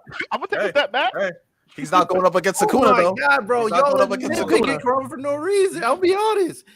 I mean, at the very least, Random doesn't watch Naruto, so I don't even know what's going on. Miles, you're the only opinion I respect right now because at least you keep it standing on business. What are we talking about right now? I said that's wrong. What if I said that's wrong? What are we talking about right now? You said that's wrong. What you said is wrong. Is you said Sukuna in a fourth amount of time has accomplished more than Kurama. That is not true. I don't agree. That is not true. I don't agree with that either. Okay, fine. Watch Naruto before you say something that crazy. Come on now, bro. Come on now. You gotta watch Naruto. He's won Naruto a lot of fights. I'm looking at the thousands of bodies that Sukuna's holding. I'm just looking at them. You're just counting bodies. Like what is that bodies? I'm counting bodies. So are we acting like Kurama hasn't killed thousands of people? Has he? I don't know. So when he goes in the village and goes on a tirade, and they don't show anything, we're just assuming there's nobody in that house. So we're gonna probably killed a good number of people. Being controlled by Madara. Half the time Kurama's active, he's being controlled by someone else. He's never operating on his own accord. It's very rare. Sukuna got his legend off his own dime, bro. Hey, bro, Aaron's inner demon makes him the GOAT because he killed like 80% of the population. Like, what are we talking about? Like, what are we talking about? Like, I don't know. Bodies don't mean you're better. Like, what? Come on now. Sukuna. Oh, never mind. I love Sukuna, by the way, but like, come on, let's. By the time the story's done, we're gonna have some uncomfortable conversation between Kurama and Sukuna. Watch Naruto first, and then you can engage in the conversation. No, my only real difference between Sukuna and Kurama is that when Naruto actually needed help in certain situations, Kurama was there to help out. Sukuna would just say no and laugh in his face. But we know why. There's a reason for the most part, it. he did that. He did that so he can use his power, so the seal could get weakened.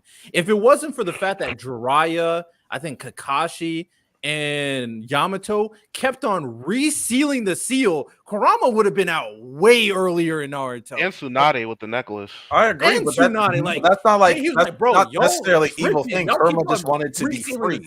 He wanted to stop being under someone's thumb. Kurama wanted to be free, so that's not necessarily a bad. It's a bad thing, but it's not necessarily a bad thing. Kurama wanted freedom. He wanted to be treated.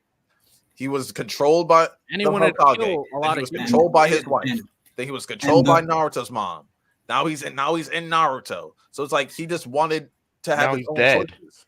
And every strong shinobi now he's dead. He never got what he wanted. Shut up, Kuro. No, but then every strong shinobi knew if he got out, it was going to be a problem.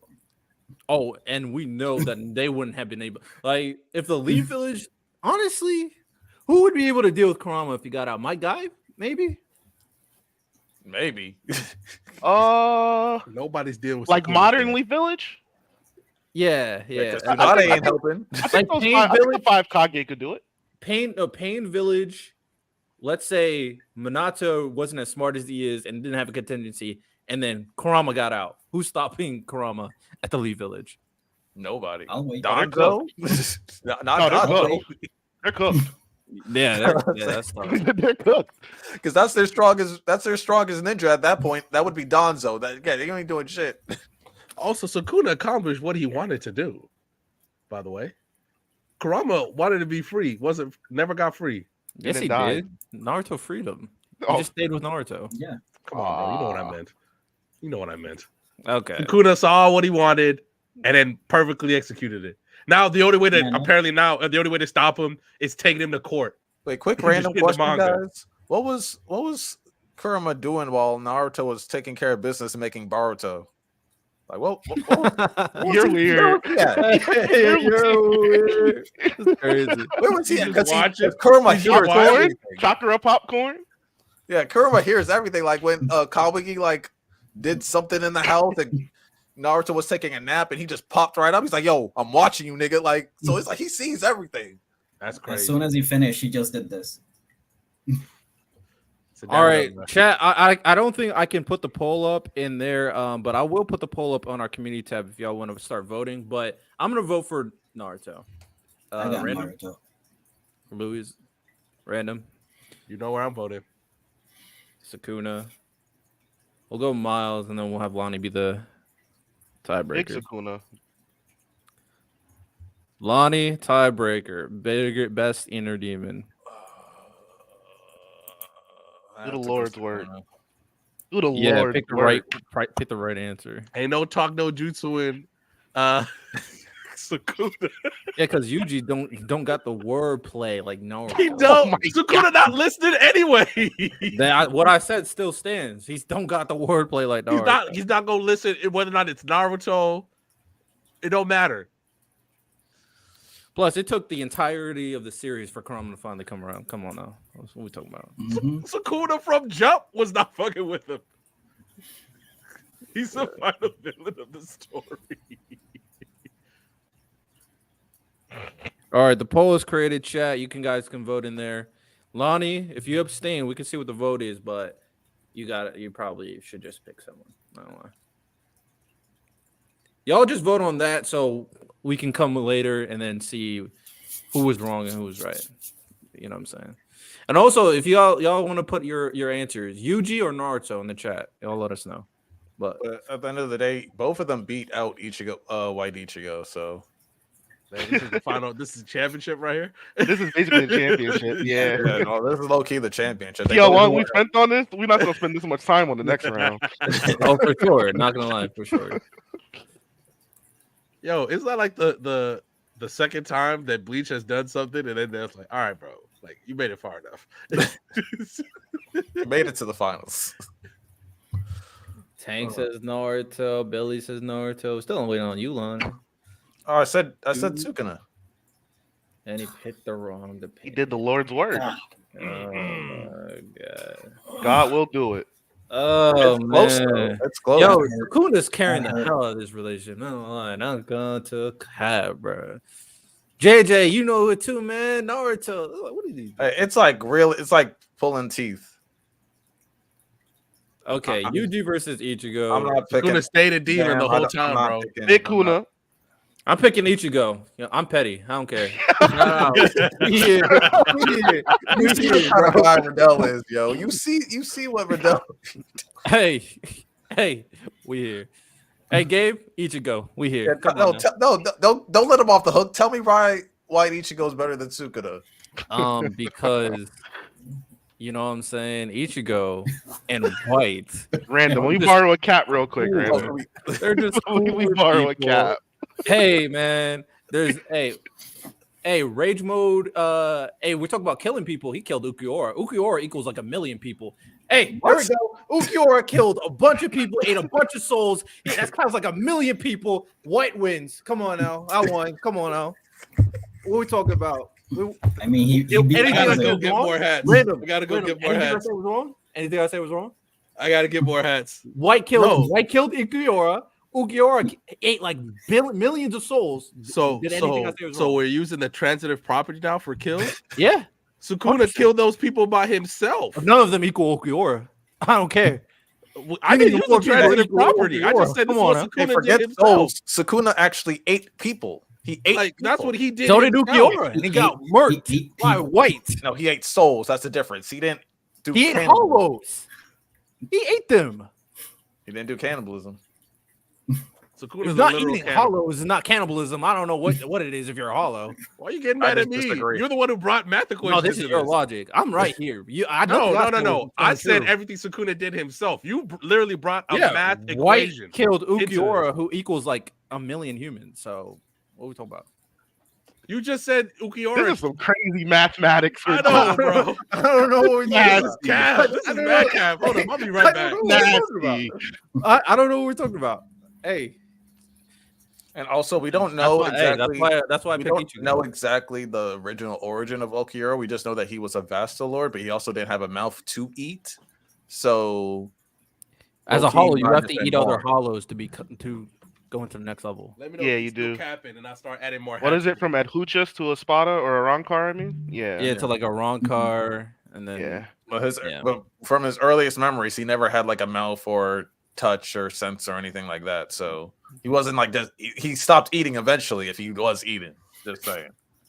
Also, Tank set the Discord on fire with his hot take. Sukuna never put the fork down. Oh my god. Okay. All right, buddy. All right. Yeah. Look. Ichigo clearly comes in third, so it's all right. He comes in third. We got him. Oh, I got Ichigo. Random. Who you got? Sukuna. We'll let Lonnie be last. Lewis, who you got? I got Ichigo. I'm being petty too. Oh, he's hating. Oh my god. Oh, he's hating. Miles, who you got? Sukuna. What are we doing? Lonnie, tiebreaker, man. It's Sukuna. Come on. I know you're mad because J-Rob ain't here to defend everything Bleach, but I'm sorry. Thank God. Ichigo would have won the whole thing. This is blasphemy. You know? This doesn't even look right. Hey, I'm the The Jujutsu Kaisen recency bias is recency bias. Sakuna's really that good, though. He really is that good. He's that guy for real. Like Sakuna's that good. But and I quote Riddell, the best villain of this generation. But this is not a best villain tournament bracket. It's an inner demon tournament bracket. He's the only one of them who stayed the villain. He's the only one. That doesn't change my point, bro. Bam, we dropped the link in the chat. If you have something to say, you can pull up. Oh yeah, hey, Gabe, if you got some business to lay out, feel free, man. This is open panel today. Y'all gotta pull up and tell us why Random is wrong, Lonnie's wrong, Miles is wrong. You can't tell me I'm wrong. I don't know what he can tell you. Lewis is wrong. Then I'm not gonna hold you. During the Naruto conversation, of course, I was definitely shooting above my weight. About? I was like, I know some stuff about Kurama. I was just shooting above my weight. I apologize. How did Naruto not make it to the finals? I don't know, JJ. I don't know how Naruto low-key made second place. That's what happened. He made second place. First place, bro. It was just a bracket situation. Blame Riddell. He's the one who made the bracket. He should have won all of it. I don't know how you put two number one seeds on the same part of the bracket. That's crazy. I randomized. I didn't. Not gonna lie. I just randomized. I put a poll in our community tab. Y'all can vote for who y'all think is better. But with that said, let's move on to our next segment, the Gauntlet, best badass anime characters, Gauntlet edition, Escanor edition. We were hyping up Escanor last time when we were here, and I thought this would be a good opportunity for Escanor, for us to talk a little Escanor. You know what I'm saying? So, first name, Escanor, Kenpachi Zaraki. Kenpachi. The amount of shit that Escanor can talk to you while fully believing it. Have you met Kenpachi? Oh, you haven't read. You haven't. All I'm doing. Look. I'm gonna abstain, but I just want to put this out there. The amount of shit Escanor will jump to a higher ledge than you because he's like, I don't feel like looking up at people that I'm weaker than. When I saw him say that to an angel, I said, oh no. You'll fight Kenpachi for 10 episodes just for him to say, you know what? Let me use two hands now and one shot you. And one shot. No, to be honest with you, I was gonna pick Kenpachi. I know about how Kenpachi moves. Kenpachi will let you. Kenpachi's like the number one guy that's like, yo, get your strongest hit off real quick, just so I can see. Just so I can say, oh, that's it. That's it. The crazy thing is, if you try to get your strongest hit off of Escanor, he would have been like, what are you doing? Oh, I hurt myself because that's the only way I'm getting injured. I must have hurt myself. Come on, what are we talking about? I'm going Escanor. Stand on business. Escanor is my favorite shit talker in anime. No, straight up. So good because the Gauntlet. What's the Gauntlet about? Is it just best badass anime character? Oh, just badass. Because look, he is the best shit talker. I love If I just need to like feed my ego, listen guys. If you're not stupid and you want to talk to a girl, just listen to some Escanor type shit. Like get your confidence up. Get your confidence up real quick. Be like, yo, you see a shorty across the club? Like, yo, I'm him. I'm proud. When he walks up to, is it Estarossa? Yeah, Estarossa. And he's like, why isn't my commandment working? He's like, it's like I feel pity. It's like I can't feel any hostility with you. He just walks up to him, looks him right in his face, looking down at him. Bruh, Escanor is I'm still mad. I'm still mad he technically got cucked by Meliodas. I'm still mad about that. Escanor deserved to get with Merlin, and you fucking failed. Fucking failed him. He couldn't because of the sequel. There's very important stuff that's going on in the sequel. So. That's some bullshit. With that said, I got Escanor. Random got Kenpachi. Miles got Kenpachi. Lonnie, Lewis. What we talking about? Yo, Lewis. I got Kenpachi. Kenpachi literally fought a guy that his power was his imagination, and he made him doubt. That's a good one. He made him doubt himself. That's low key all I was thinking of. I was like, yo, this dude's power was imagine if Aizen had the power of imagination. The verse would be over. No. Bleach would be over. It's finished. Yeah. Man, if Escanor faced that guy, the guy was like, bro, am I fighting the sun? And then he would just burn to death. I'm like, bro, I must be fighting the sun because what's going on right now? You know, hot take, Kenpachi could cut Gojo because the dude put Kenpachi in space and then Kenpachi cut the space. Yeah. Cut the space. He's like, yo, there's nothing I can't cut. What are you on? Hey man, Escanor just be cutting stuff with his hands, bro. He's like, bro, I don't need anything. He just be using fingertips. He's like, this is my sword right here, boy. Come on now, you don't want this. I'm just imagining that Gojo Kenpachi interaction. Gojo's like, you can't touch me. And the nigga's like, all right. Next Gojo can touch. I definitely can.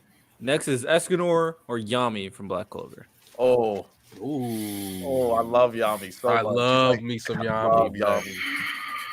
Their conversation would be hilarious, by the way. I think their conversation would be hilarious because Yami just could like are you fucking serious, man? Yami's a troll. You just be trolling. Yeah. I got Escanor as the do I? I got Escanor. I got Escanor, but I feel bad about it.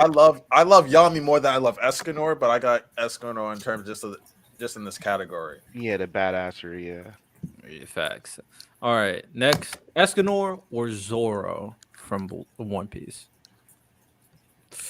Stand on business, Escanor. We're talking about standing on business. No, we're standing on business. Nothing happened. Nothing happened. I got Zoro. Jesus Christ.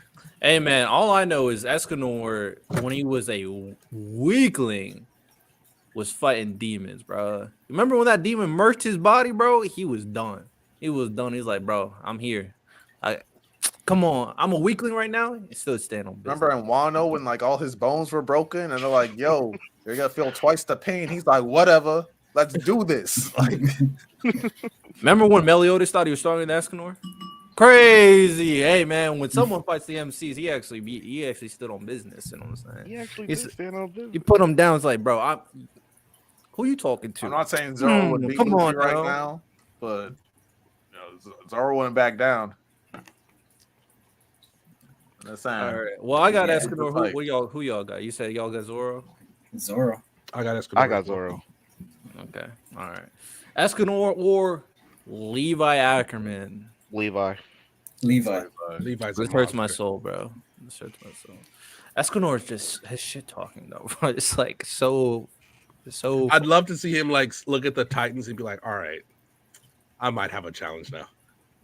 Escanor in different verses would be hilarious. Just be a different versus talking mad shit for no reason.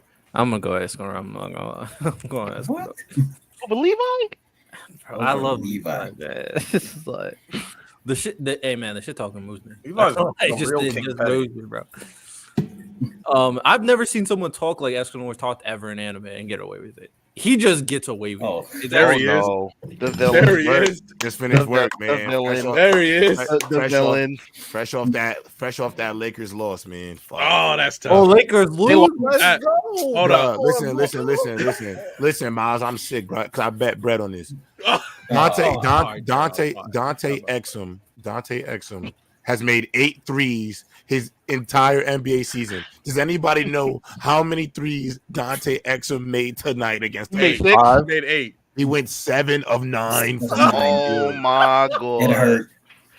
Hey, it's the NBA Cup you see hangover, that boy bro. Luka? NBA Hey, Cup Daryl, you see hangover. that boy Luka? Hey, but I will say this though. Your man's Luka Doncic.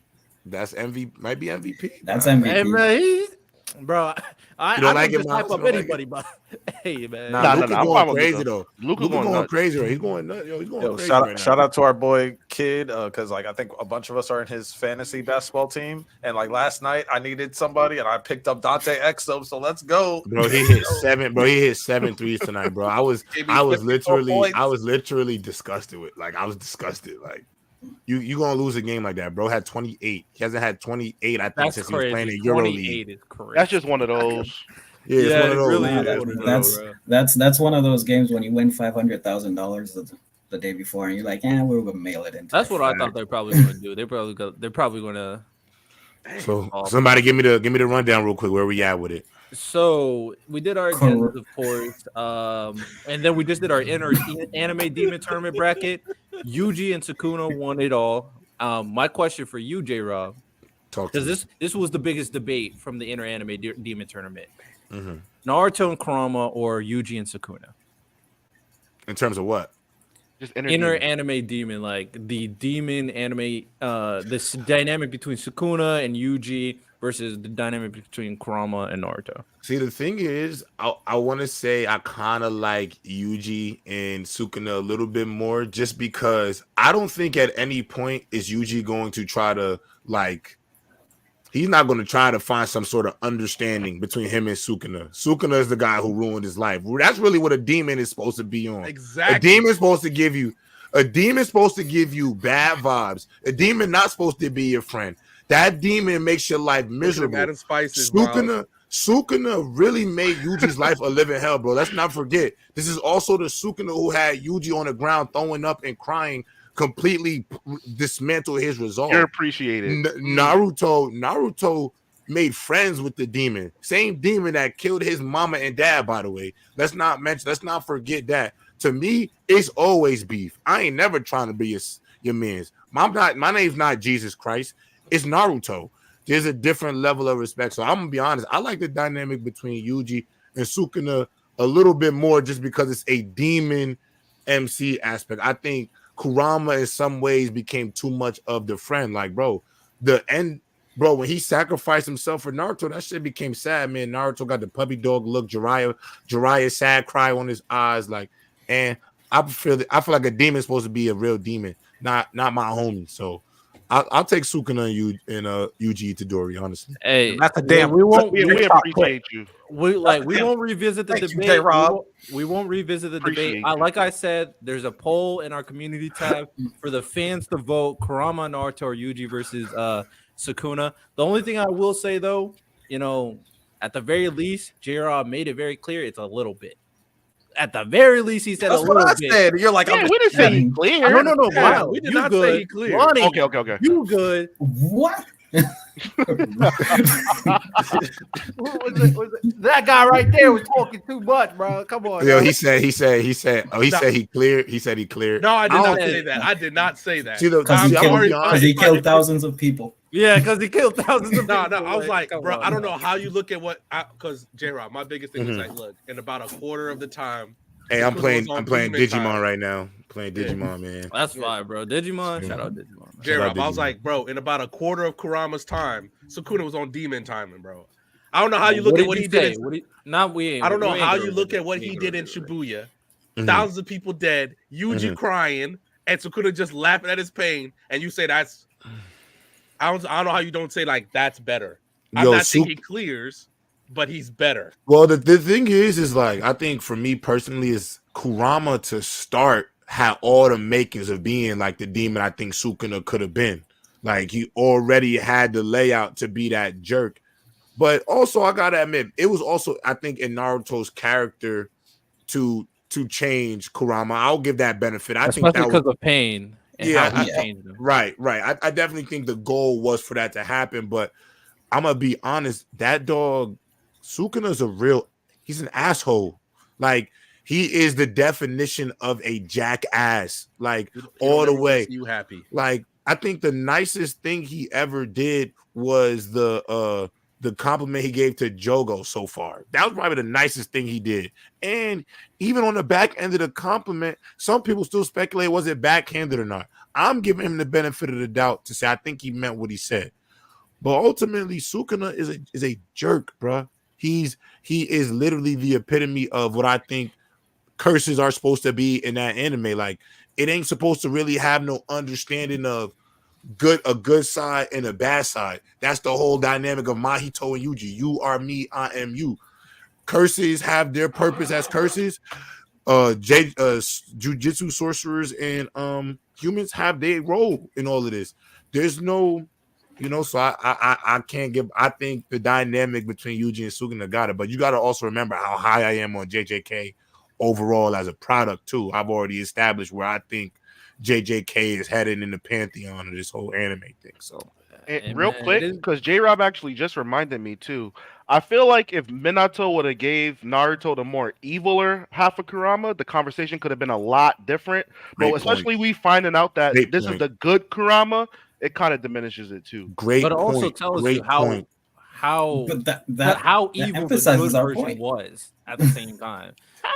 And also, let's also, and to Miles' point as well, let's also remember the Jinchuriki weren't really supposed to be evil. They had a daddy that loved them. They weren't supposed to be what they became. I don't even think in essence, like the Jinchuriki were supposed to even be considered demons, bro. I actually don't even think they were really supposed to be demons, bro. Like they were the extension of the Sage of Six Paths or whatever. So the 10 tails, the broken the 10 tails, you know what I'm saying? Yeah, so it's like I don't even know like the way it seemed like how they felt about master or whatever.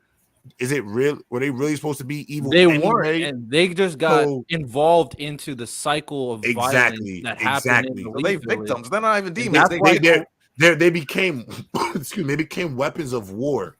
And that's why Kurama hated people so much because of how much he was used in the first place. But let's not revisit this conversation. Let's keep on moving on. So we're still doing the anime badass gauntlet, Escanor edition. And next we got Escanor versus Alucard from Hellsing. Escanor. Oh. I like Alucard though, but I'm gonna go Escanor. I like his verbiage. Alucard, bro. No. I like Alucard though.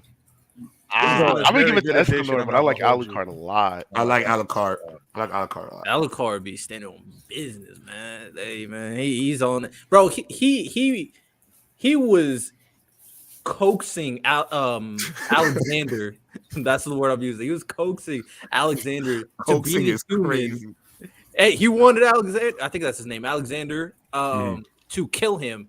And he folded. He used a machine, something to make him a monster. It was like, no, you were supposed to kill me, my boy. You were supposed to kill me, man. Alucard was on business, bro. Yeah, I'm gonna go Escanor. What about y'all? Can I say one thing about Alucard before the guys go? I really think it's hard. Like, you remember how I say the writers love Bakugo? Like the writers love Escanor. Like it's hard to look at how Escanor is written in Seven Deadly Sins. How many bad Escanor moments can you really find?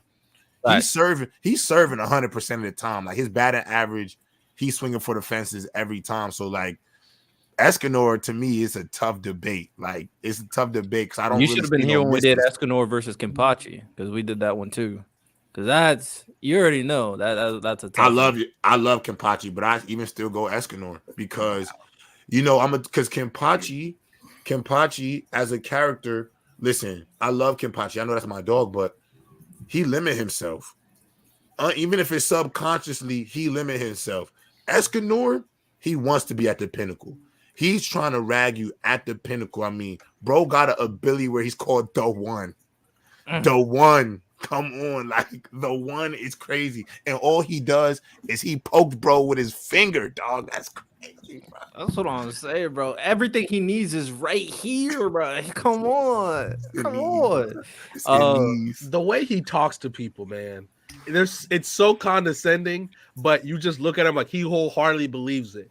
When he's like, I know I brought it up earlier, but I'm bringing it up for J-Rob. When the angel is on top of that castle talking down to him, and he's like, nah, I gotta jump up to a higher rampart so I can look down on you while you talk to me. I love it. He's like, I don't like to look up at people who are weaker. I love than it. me. I love it. That's a bar by itself. Facts. That's such a bar. The mentality is better, but like with Kenpachi, like if you want to flip to the other point, like the fact that like he's so strong that he does like dumb himself, he lowers down his power levels because the number one thing he loves in life is fighting. That's the only thing he cares about. And so the fact that he's so strong that he feels like, yo, if I go all out, the fight's gonna be over in like half a second. So I need to like lower myself so I can actually like enjoy my fight, enjoy the entertainment of the fight, and live in it. Yes. So it's like the opposite. Like if he was cocky like Escanor, then it would be like the similar situation. He would probably just be one-shotting everybody. Literally. Though. But the fact he's like, yo, I want to relish in fighting. If I could fight 24/7, that's what I would be doing. So let me lower myself. Let me hinder myself so I can fight for as long as I can. I get that. Nah, for sure. It's like Miles said. Like, I mean, he's fighting and he just say, okay, let me get serious. Over. And you're cooked. But I will say this though, Kenpachi not wanting to fight sometimes, like him finding out he has a limiter got a little overrated for me. I love Kenpachi, but like, come on, bro. Like sometimes you just gotta whack somebody for real. I do kind of hate when like writers write characters just as potential characters and doesn't really show the audience like what the character is as P. I don't really always like the could have been characters. Like what would they be if they were able to do this? You know, sometimes it gets. That's a good point. All right, next we got Escanor or that man Gojo. More badass character. Escanor. Yeah, that's a good one. Oh, when I watched Gojo, I'm gonna pick whatever Miles left pick. I'm gonna pick. I'm not gonna lie. When I watched Gojo walk Hanami into the wall, that moved me a lot. I'm not gonna lie. Nah, I saw a clip. I was like, you just smiling at somebody and literally just crushing them with your cursed energy, like that moved me a lot, bruh. That was crazy, and he smiled. It was the smile, though. It was the arrogance of it. It was the arrogance, like he was the villain in that situation. Fuck the curse. He was the villain. And then beating Toji, and then you know I love Toji, but beating Toji off the Zaza runts was crazy. He was highest. Hey, bro, man. But you gotta remember, there was a scene where bro was just on his back, like this, bro, smacked, bro. I heard the Travis song in the background, like I'm the highest in the room. That was him, bro. Like he was. I respect Gojo. He's super badass. But every time I think of like one of the most badass lines to this day from me is every time Escanor is like, "Who decided that?" When he is like, "Bro, I decide how this is going." Yeah, and how he was talking to Estarossa. Because keep in mind, before this situation, Estarossa murked Meliodas. It was like not even a fight. It was bad. And then Estarossa was like so like all the people couldn't even stand him because all of them hated him. But this man Escanor on what he did to Estarossa, the humbling that he did to this man, bro. Riddell, my only counter is like when Gojo was fighting Sukuna with Maharaga and the other cursed spirit, and then he told Sukuna, he's like, yo, you look like a lost kid that just found their parents. Like, I was like, bro. I gotta admit though, to Riddell's point, I'm not gonna front. When Escanor first came on the scene, like, and he fought Estarossa, like, obviously I saw what he did before his first debut. That was fire. I'm not even going to, I'll be honest, at that point, because I hadn't read the manga yet, so I only have been watching the anime. When he put him on Estarossa, in my head, I'm like, this nigga not about to do shit. Like, he just ragged Meliodas, and I still don't really, like, they calling him the strongest, but I don't know yet. I don't really, when he really ragged Estarossa, that was crazy because it was low diff work too. It was low diff work. It was bad. It was low diff work. It wasn't like it was difficult. He was violating. But then also I look at Gojo, man. Can I flip a coin? Like this one's hard. This the hard one. This is a tough one. I'm not even mad. This is a tough one. Oh man. I'm gonna have to hide from the loser, low-key. I'm not gonna hold you. Because they both also got crazy one-liners like throughout the heaven and earth, I alone am the honored one. And the honored one. Not even the strongest, obviously honored one. And then is at the apex alone at this certain time of night, Escanor he's the one. I'm just thinking also think about when Gojo was a kid and like those sorcerers were like looking at him and he just looked at them from like hella far away. He's like, what the fuck you looking at? Weaklings? I'm like, bro. He was born I don't know, born that nigga. Or when I actually don't know for this one. Some of Escanor's quotes are just Gojo's quotes too, but like when Escanor was like, what do you say? Oh, I have no reason to be enraged by those who are beneath me. All I can think of is pity for them. Bro, imagine you going up to someone and saying that to a dude you about to fight, bro. Like, come on, God, bro. No, I wish I could crazy arrogance. He was arrogance personified, bro. And I loved every bit of it. True pride, bro. True pride. Well, I'm gonna be honest. That's the type of character that, as human beings, like we love that character, bro. We all want to be a little extra arrogant, bro. And why not, bro? It's fun sometimes. So that watching somebody really play it out and stand on it, bro. That's Jalen Ramsey. That's Debo Samuel of anime, bro. Stand on business. Facts. Like I said, Chad, if you see a baddie, just listen to some Escanor clips real quick. Get your confidence up. Facts. All right. Well, we got a few more votes. We'll start off with Miles left. What we talk about? I'm giving it to Gojo. Lewis? I got Gojo. He says, don't worry. I'm the strongest. J-Rob? I said I'll go whatever Miles left say. So Gojo. I'm going to go Gojo. That's hard, though. This was a tough one. That was a tough one. Tough. This is a flip a coin, but the first mind that comes to mind when I think of badass is that man Escanor. So I'm gonna go Escanor. Not gonna lie. I'm not mad at it. Random. It's Escanor, but I feel like I need to apologize to Gojo for some reason. Like, I'm sorry, bro. It's Escanor. Oh my God. I'm not mad. This one that actually is really tough. I'm actually not mad either way. Lonnie? One-liners, it's Escanor, but I feel like overall, like the slightest edges is Gojo. Just the slightest. Hey, that's fine. It's both of these characters in their respective series. The moment they were truly introduced, they was like, "Bro, I'm the strongest character in this freaking series. Stand on business." Stand on business. That's what they were like. And then the last one, Escanor or Guts from Berserk. Well, oh fuck. See, I started. I'm only 10 pages into Berserk, so I'm around the same boat. I'm about to say, how you doing? How you doing, J-Rob? We in the same raft. How you doing, J-Rob? I know that's 10 pages into this Bible, man. I'm getting my I'm getting my scriptures, y'all. I'm in my scriptures. This book is kind of fire, though. I will admit, this is gas. I had to say, how was the first 10 pages doing you? I know that opening was tough. Nah, I'm not gonna lie. Berserk, I can already tell. Like when I'm done reading it, it'll be the greatest thing I ever read. Told you. I'm not even mad at that. I just have a feeling. Like I believe Ty when he says if it animated it the right way, it'd be the greatest thing in anime.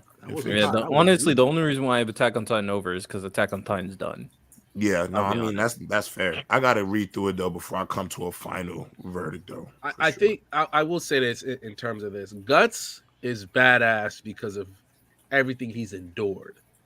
Like he just kind of like it's right now. Realistically, what Guts is going through right now is because he literally lost like the last thing that was truly his. I don't know if is it okay if I go into spoilers a little bit or no? Yeah, bro, it's on me for not reading my scriptures. When they find out the identity, Miles, you good? Because it's up to we Miles. had that discussion yesterday. Shut up, I'm not gonna violate for Miles. For me, I don't. Random, go ahead. Random, go ahead. When Guts finds out the identity of the Moonlight Boy, right? His sword, remember, through everything Guts has ever been through, he always had his sword, always had his Dragon Slayer. Like, and then for the first time in the entire story, the sword fails him because he tries to fight Griffith, but the sword does nothing. And for the first time, he's truly lost everything because Griffith takes Casca, his sword failed him, the Elf Island is gone or whatever. That's gone. So like right now, Guts is that's why I say he's legitimately at his lowest. Like it's like whenever everything else failed him, it was his sword. That's what makes and especially how you see Isidro reacting to how Guts is now, because Guts has been this strong, incredible character. He's so wise and knowledgeable because of what he's lost, what he suffered, and it's just like that's what makes him so badass. So in a weird way, it just feels weird to put Escanor versus him because Escanor hasn't suffered like Guts has suffered. So I'm gonna pick Guts because he's been through it and he's still standing. So that's why what's gonna make him when he stands up from this. Oh God, bro! Literally, Miles. Like when he gets up from this, he's gonna be crazy. It's hard out here. Like it's Guts for me. I respect it. I'm gonna go. Even though I respect Guts for enduring everything he endured, I'm gonna go Escanor. Facts. Going Escanor. Anybody else? I'll get back to you once I read. I can't wait till I finish reading this because then I'm gonna be. J-Rob, we're gonna have some conversations. When probably should have a Berserk episode fully when you're done. You know what else I wanted to bring up to y'all boys? I'm glad I finished my work, so I get back here. Two things. I think at some point we should talk about Power Rangers, just as a whole. Just because, bro, I don't know about y'all, but I watched all of like the not too much of what's going on new, but like from Mighty Morphin to like Star Force, all of that. You know, I think that would be fire to talk about. And two, fellas, I've been on a deep dive as of late. Literally for the last 4 days, I have fell asleep to a Studio Ghibli film. Like watched it, fell asleep.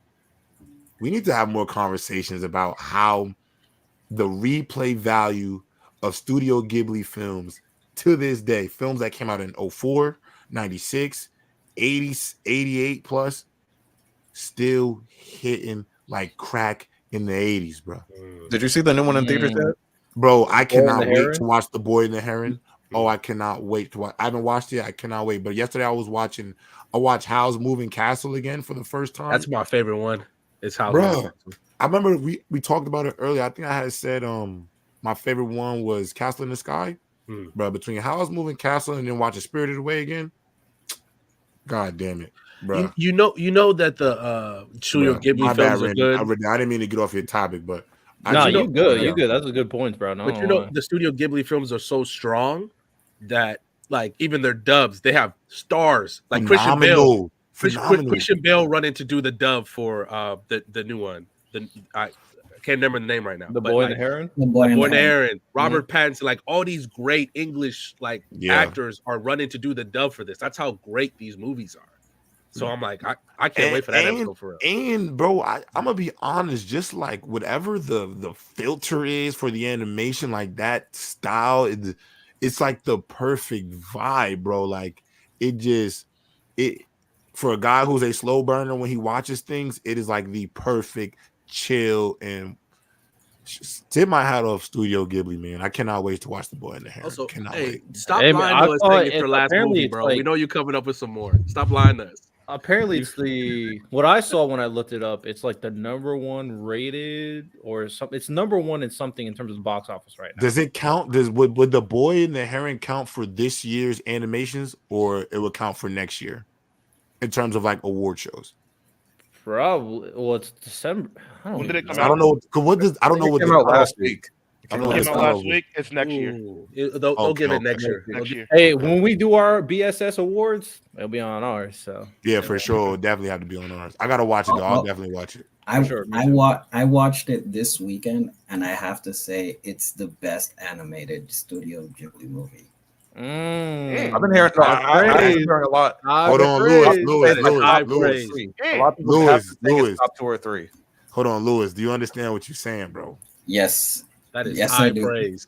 That is high praise. You're gonna see one scene that'll just make you say, like, okay, this is different. So you're saying it's #1? #1.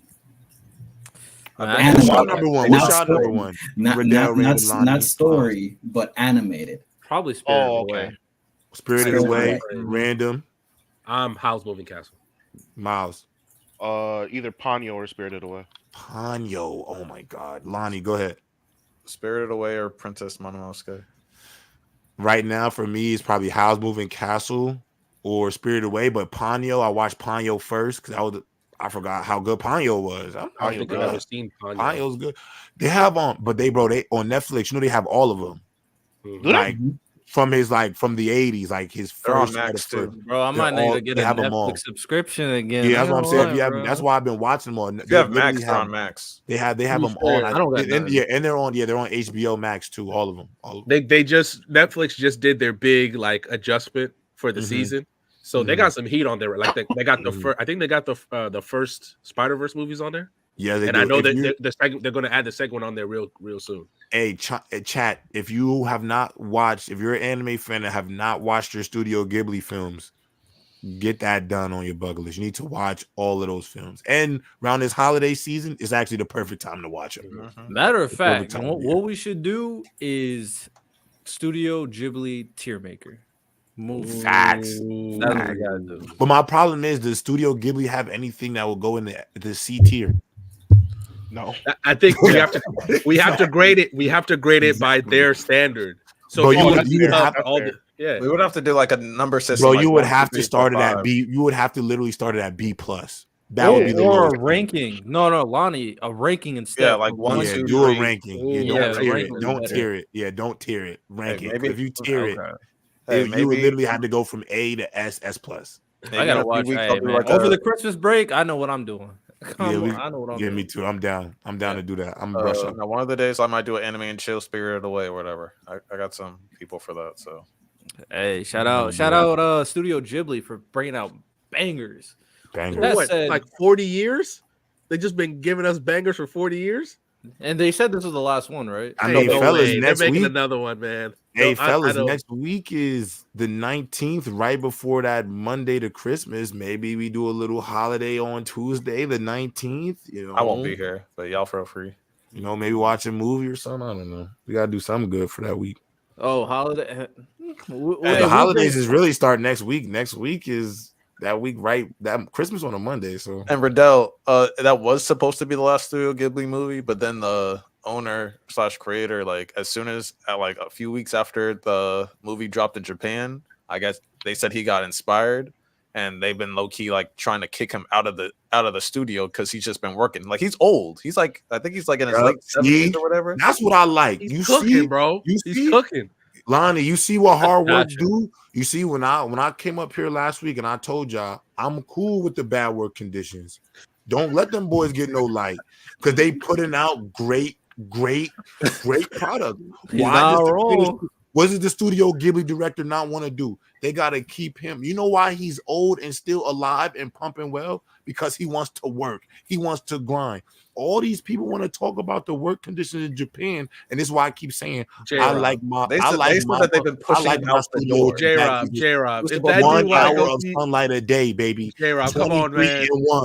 J-Rob, if that dude want to go see his family, I'm like, yeah, man, go ahead. We'll see you back tomorrow. That's what they do. No, that was supposed to be his they last. Let him go. He they made let all him the go. movies. He made all the movies. That was supposed to be his last movie in that studio. If he want to animate films until he falls to dust, let him do it. His legacy cemented, bro.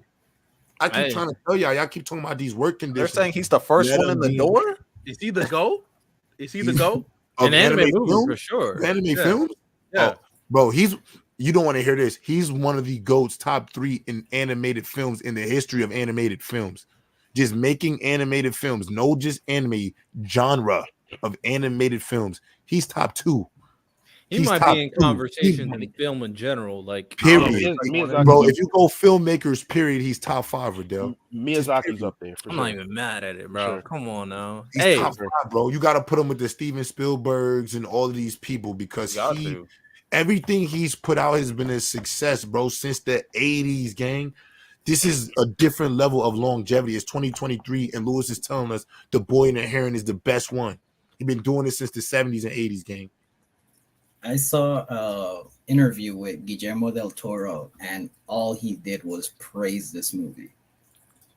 It's like LeBron numbers. is the guy. He's that dude. I can't wait. I can't wait to watch it. I'm gonna lie. I need to find some time to watch that for real. So with that said, let's dive into our next segment. This segment, and then obviously we'll end it up with our final segment. But animes with the wrong MCs. Basically, we're all gonna have the opportunity, and obviously, if you want to copy someone else's, feel free. But we'll all have the opportunity to say an anime and say a character we think would have made a better main character than the current main character. So Lewis wants to start it off. Hey, no, I just wanted to ask: are we talking just anime, or are we talking both manga and anime? Both. Okay. My Hero. What happened? My Hero. Why? Who should be the main character? Bakugo.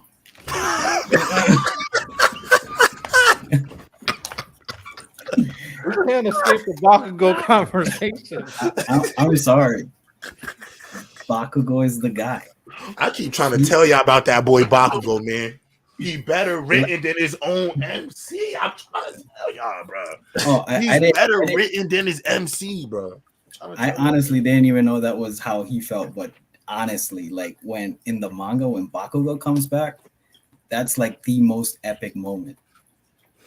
Hey, Lewis, they wanted. Hey, Lewis, let me just tell you something. They wanted to discredit him so bad because he's got the sweat glands of hell. They wanted to discredit him so bad.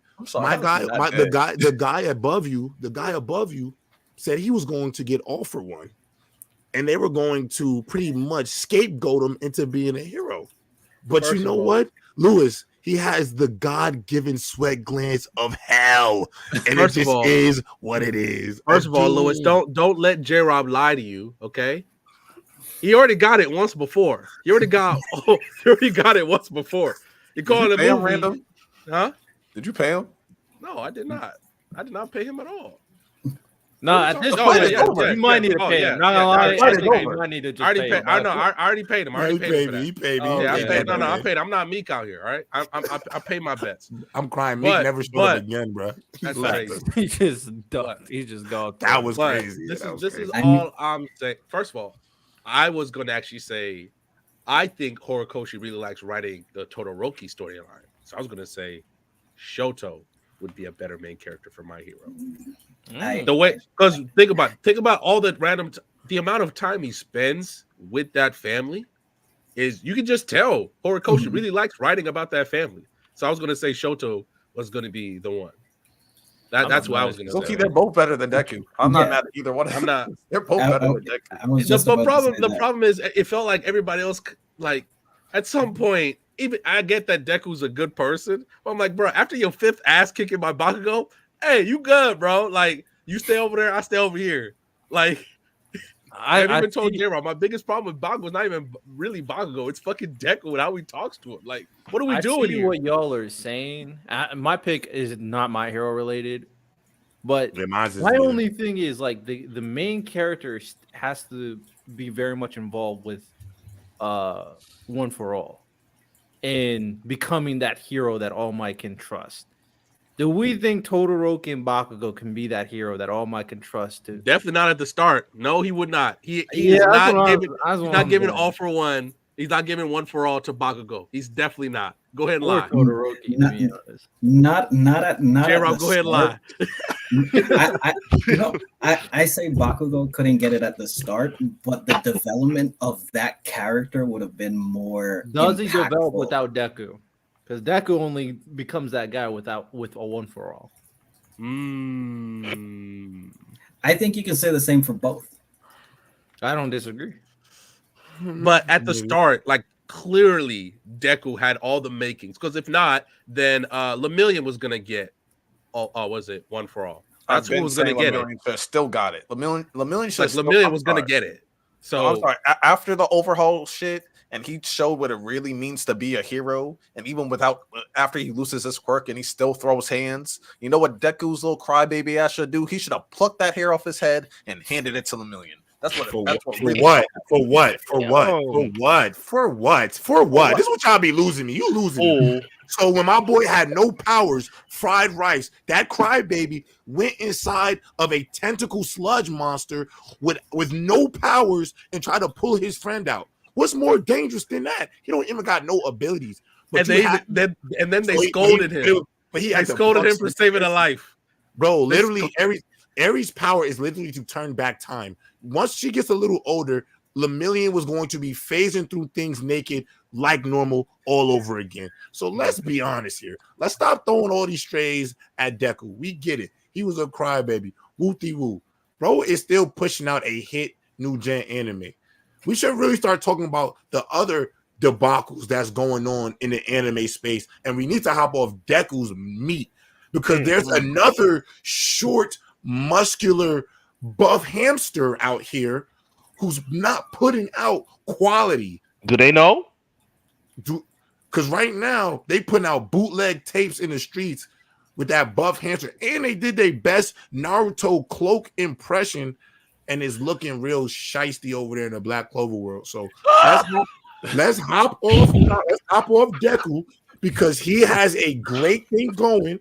Let's hop off his meat and let's go talk to that buff hamster and that boring fake ass Sasuke who don't talk but got substance in the character who took a sword and took Naruto's whole vibe in the Great Ninja War and did it with his squad, and people is letting that slide, but we still having Deku convos.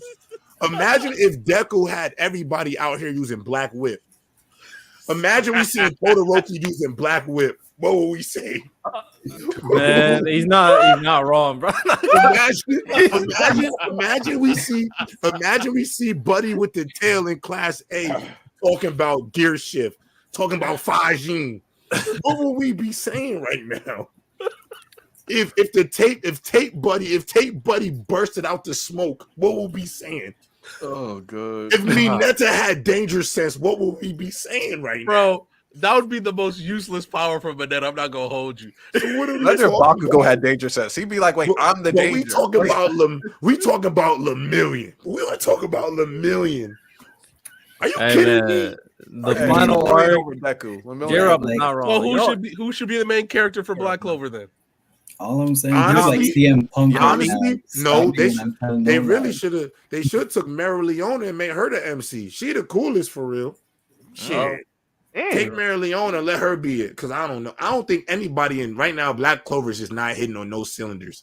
So final arc is cooked. No. It's they're cooked right now. Right now, Black Clover is losing. Just mad they because the boy, ain't getting the love he believe he deserves. No, I'm mad that the final arc is terrible. That's what I'm mad about. Yeah, I agree. I thought the when I saw them boys cloaked out in Asta's anti-magic, I was no creativity. We've seen this 100 times. This was the laziest way you could have went about it. It was lazy. Come on, bro. I would have rather you did some shit where they had like devil magic or something that worked. Like facts. Boo.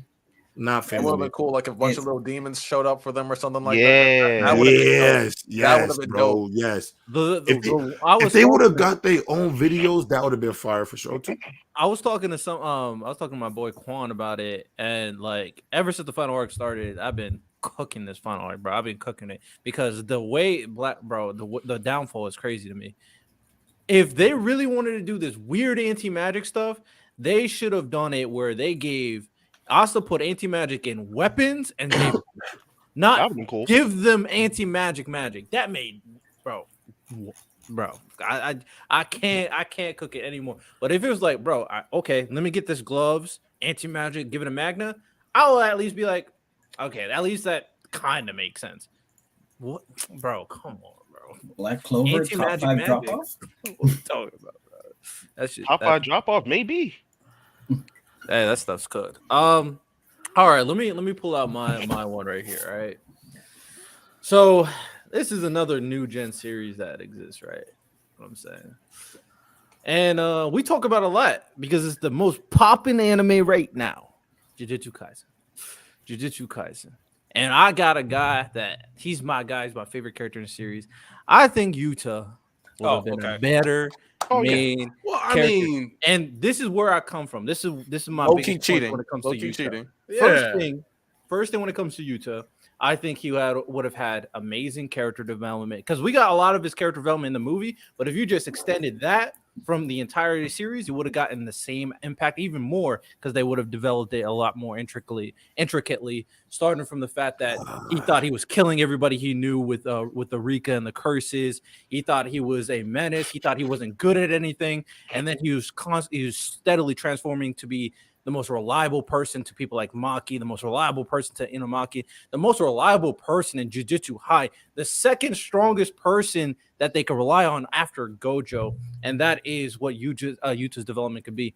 And my biggest thing when it comes to Yuta is I think the duality between Yuta and Sukuna would have been so interesting. I mean, it can still be interesting, but as the MC, it could be so interesting. First thing, Yuta having the Queen of Curses and Sukuna being the King of Curses is already it's already writing itself right there in terms of the dynamic between those two, of course. And another thing is Sukuna is an individual that we know doesn't care about anybody, doesn't want help for anybody, doesn't love anybody. He thinks he's the strongest, he thinks he's the greatest. Yuta doesn't have that sense of pride, kind of like a Gojo does, kind of like a Sukuna does. Matter of fact, he cares about his friends. He cares about people helping him. That is actually his power. He takes curse abilities from other people to utilize in fights. He's the complete opposite, where Sukuna takes people's powers. Like, the duality writes itself between what Yuta represents and what Yuta can be as a main character versus who Sukuna is right now. So I think Yuta could have been an amazing main character. There's other reasons, of course, but that's my pick. I'm not gonna lie, bro. I'm kind of disappointed you said Yuta. I'm not gonna front. Only because I don't think any of your reasoning sucked. But how many times have you seen Yuta's character type? Like, how many times have we seen the scary kid who has to learn his bravery and overcome his fears? I mean, this is Katekyo Hitman Reborn all over again. This is Deku. Like, the scary MC, I've seen it time and time again. And I don't think it's a L take. I hear you 100%. But I figured if you were going to go with JJK, I honestly thought you were going to say Megumi. Just because of his family, the lineage. I think some of the story that ties into like the JJK universe, things of that nature. But I'm not mad at Yuta. I just think his character type is like, I've seen it. I see what you're saying. You know what I'm trying to say? I like the archetype personally.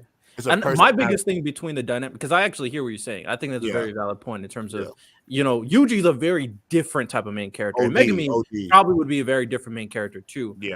My biggest thing when it comes to Yuji at the end of the day is, and like I said, it could still happen, is I think Yuji is just completely different from Sukuna in like every aspect. And what Yuta can provide for the story, and especially with the Queen of the Curse gimmick, there has to be something there between the two individuals. Like, their magic abilities are completely opposite of each other. They have to fight, and there has to be like this actual intricate story between these two. So I was going to say, what about Maki? I really like main character. As the main character, as an I don't think she can carry. You don't think she can? I don't think she can carry. It's not with her sister, not with her family. You don't think so? Not as the MC. No. But so Radell's Hydra, where you're kind of wrong with it being an L take. Before Jujutsu Kaisen was in Shonen Jump, Yuta was the one shot. The first few chapters, it wasn't. I think like he had a different name for it, but the Yuta story was what made Shonen Jump buy the IP and that mangaka. And then they're like, hey, since we're technically buying your IP, you need to make a new story, but with the same concept. And then he made Yuji, and he just made the Yuta like a prequel type situation. Well, so Lonnie, wasn't Yuji supposed to die and Yuta take over as the main character? Yeah, that's what he wanted because Yuta was the original vision. Queen of Curses, King of Curses thing. That was the original vision. So the Queen of Curses thing, like there was supposed to be something there. I don't know if it overlapped, and I think if Shonen Jump didn't step in and then they did allow Yuji to die during Shibuya, then we probably would have saw that connection by now. But now they're probably, maybe there will be one, maybe there won't be one type situation. But yeah, no, Yuta. That's why I said it was cheating, because technically Yuta was the main character. He just kind of got kicked out by the company. So, Irvin, your switch up is crazy, my boy. Hey, I don't need y'all on my side, man. You know, we here. We know. I appreciate you, Irvin. We know what it is. We stand on business over here. We stand on business over here. But Miles, I think I said mine. Lewis said his. I think Random said his. Lonnie, No, I was actually gonna go. Okay. I just added. Mine is the worst part is Kirito from Sword Art Online. I do not like him as a main character for that show. I don't know who you're gonna pick though. Yeah, who would you pick? Yeah, where? Who would you? Yeah. pick? The problem is I would have to go get somebody from another IP to put in that anime. I don't like Kirito being first of all, the fact that he shares the same moniker as Guts is insulting to Guts, because they also call him the Black Swordsman. Stop it. Just a lot of decisions that he makes. It just seems like there are times I'm like, God, Lonnie says it perfectly. Sword Art Online, there are times where Sword Art Online can be legitimately great, in my opinion. And I'll wait for Jared to come back. But Sword Art Online is maybe the greatest bag fumble in anime history. Maybe. Because such a great premise, man. But whether or not you want to, you besides the fact that you don't even complete the first arc, they end 25 levels before they get to the top.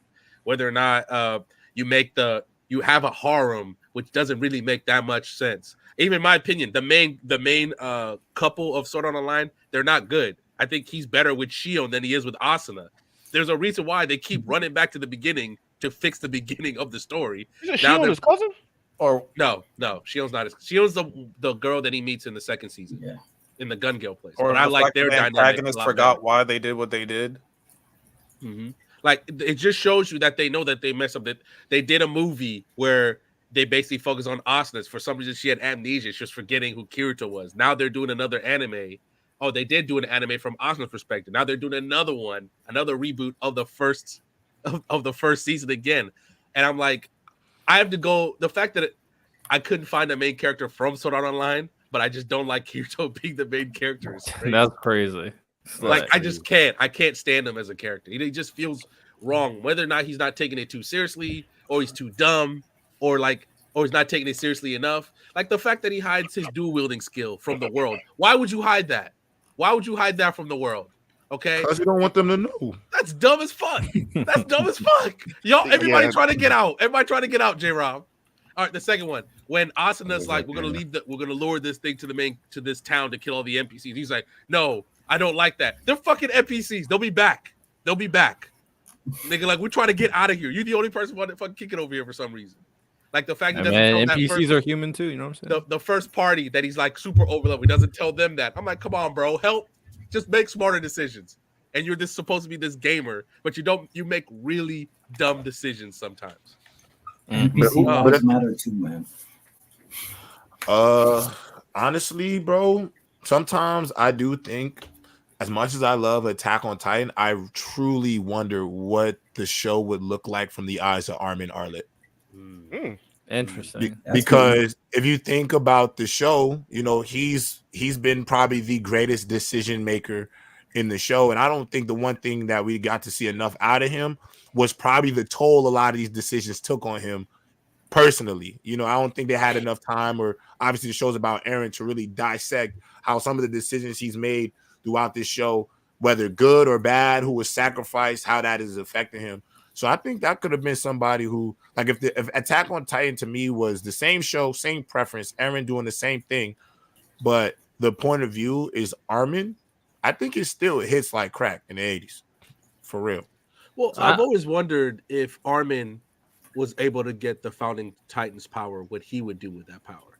True. Like, what decision would he make if he was able to make those kind of decisions? Because that's, like, we talked about it last week, Miles, where we were like, the reason why it makes Attack on Titan so compelling was because Eren had that power. And this is what he came up with. But we were like, if Armin had it, what would he have chose? That's what makes. So that's why I'm always wondering if he was able to make those decisions, what would Armin have done? Can I add one more? Can I add one more character? Nagi from Blue Lock. Just because his character type is very different too. Even though I like Isagi, white hair one, right? Yeah. I like Isagi's the prodigy, even though he didn't care about soccer at all. He doesn't understand, and that's why Isagi. I love Isagi's character. I will not take nothing. He's a great MC. He should be the MC because he is. But the hard work trope, the coming from being the bottom, coming to he was the lowest ranked soccer player when he came in. Obviously, he's one of the best now. Always had potential, but had to like work for it. Nagi is like the opposite. Nagi doesn't have motivation.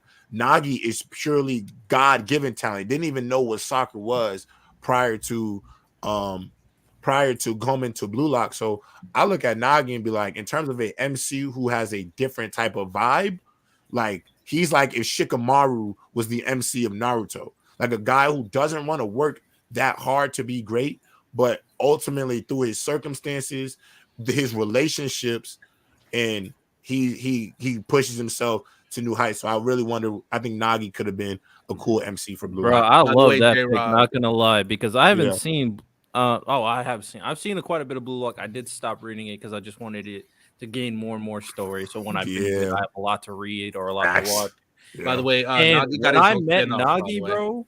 He has his own anime too, and he's he has his own anime. He has his own manga like a spinoff. Manga. I mean, he has his own manga. Yeah. He has his own manga. Yeah, I know they're making it into like a movie or like a few episodes. It's like a special. It's gonna make a special. Nagi got his own show. What? So they're gonna do. There's a chapter. There's a manga out if you want to read it, but it's of him like his perspective. But it's not like it's like a one shot. They're not going to. It's not going to be over expounded upon. It's just Nagi is one of the more popular characters, so they did a one shot on him, and then I think they're gonna put out like the episode right before they come out with season 2 of Blue Lock. They're gonna come out with his experience in Blue Lock with I can't think of his man's right now. I don't know why I can't think of his name. No, that's Sagi. Because Sagi, or by the Rayo. By the way, fun fact: Blue Lock sold the most manga volumes this year. So Nagi for me, because I'm 100% with you. I'm gonna just make this clear very quick. I was watching Blue Lock. I thought it was interesting. I like Asagi, but I was never like sold. Like it's like not one of my favorite MCs or anything. I thought it was cool. I thought he was doing his job. When I met Nagi though, I was like, bruh, make him part of the main cast right now. I don't care. He should be part of the main cast immediately. And when they did, I was like, Blue Lock knows what they're doing. They know what they're doing when they made him part of Isagi's group. I was like, this is that guy. He's 100% that guy. So I'm 100% with you. If I'm being 100% honest, I always thought Isagi was not the worst striker. Like when they had the dude who's like when they was Team Z, I'm like, bro, I'm sorry. The fact that they won't tell us what that goalkeeper's like moves were, we never actually got to see, at least in the anime. I'm like, he better than him, bro. You know what's funny about Isagi? Thanks. Throughout the whole story, like even like the latest power ups that he's had, like in the latest chapters, I think I'm like 10 chapters behind. So it's like I'm guessing they're on like another soccer match, but he still has all the attributes of a midfielder. Like he's literally like a midfielder, but like he keeps on 100%. Like it's just like. But the thing is, though, are you reading it? Are you reading it? Yeah, no, I'm reading. Like the one dude, that boy is a striker, bro. He's a striker. No, I know he's a striker, but I'm saying like the one dude's older brother. Like he plays just like him, bro. He is messy, bro. That is Isagi. Isagi is literally messy, bro. That is who he's supposed to be. I see it. But I'm just saying, like the way that he sets up people, like he play, like he's a striker, but his skill set is like a midfielder. If that bro, he's a good playmaker, but he is a striker. His ego is that of a striker, but he's a good playmaker. That's why everybody thinks of him as a midfielder because he sees things before them. But and this is what makes him different. He's not seeing things before him, so somebody else gets the goal at the end. He sees things before people, so his ego tells him that he gets the goal at the end. People just need to fall behind, you feel me, and do what they need to do to make sure. But that's why I'm waiting. That's why I'm waiting for that future interaction between him and Ren's older brother, because like Ren's older brother, like I said, they have a similar skill set, but he was a striker. He went overseas, and then something happened, and he's like, I'm a midfielder now. I'm a midfielder now. So I feel like they're gonna have that type of clash where he's like, yo, you're just like me. Then Asagi's like, nah, I'm better. I'm better because I'm staying a striker. No, I agree. And I will say this too. Isagi, I want to make sure I double down. Isagi is a great MC. The only reason I'm bringing up Nagi is because his personality. I just like seeing different character archetypes in an MC role because we don't really ever know how they work until they work.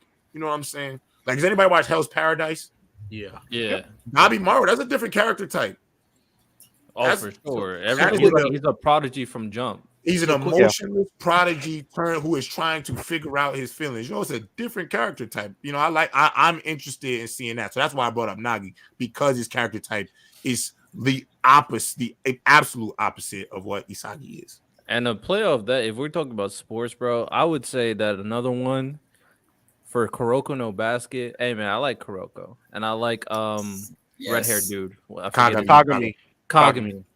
But if we gave especially Almine the MC role, his story would be crazy, bro. Almine, that's Kobe Jordan. That's Kobe, bro. I'm gonna tell you where they messed up. In Kuroko knows basketball. And if the writers is listening to him, I could have made you $1 billion. You could have been $1 billion company. You make the show about Almine, but not only that, Almine is dark skinned, right? Get that boy some curly hair, make him look like Rui Hachimura. Made that show around him, make him come from half America. His dad might have played basketball from America in Japan, something like that. Make it that vibe. I promise you could have bridged so many gaps in that. You could have went crazy. The NBA might have picked it up, bro. The NBA might have picked it up. You could have did a collab with Hachi, bro. It would have been bigger. Bro, give him a sleeve, give him a shooting sleeve. But what they wanted to do is they wanted to make that god awful movie that was racist. That movie was so racist. Yo, bro, the way they were talking about Americans is crazy. That was bad. I didn't like the fact that they tried to give the white dude, the captain, a redemption arc from the other team. Bro. I didn't like that. Nah, bro. Make them all that way. That movie was racist, bro. That movie was racist as hell, bro. It was racist, bro. Americans suck, bro. Question. Terrible. Yeah, they violated. We go to your clubs, we do the worst things, bro. Yeah, how do you guys think Haikyuu would be if Kageyama was the main character? I mean, technically is. I mean, him and Hinata have like the same. It is. Haikyuu is kind of like a Hunter x Hunter type of vibe of sports anime. Like Hinata is the main character, but Kagami is like damn near. He's right on. Like, he's right there. He's really 1B. Yeah, he's 1B. Maybe it's because, especially with these sports stuff, it's so easy. Just like the main character is not that good, so the story is easier to tell. So giving us a guy who just like. For instance, what was that one show where like it was a small guy but he could shoot threes like Steph Curry?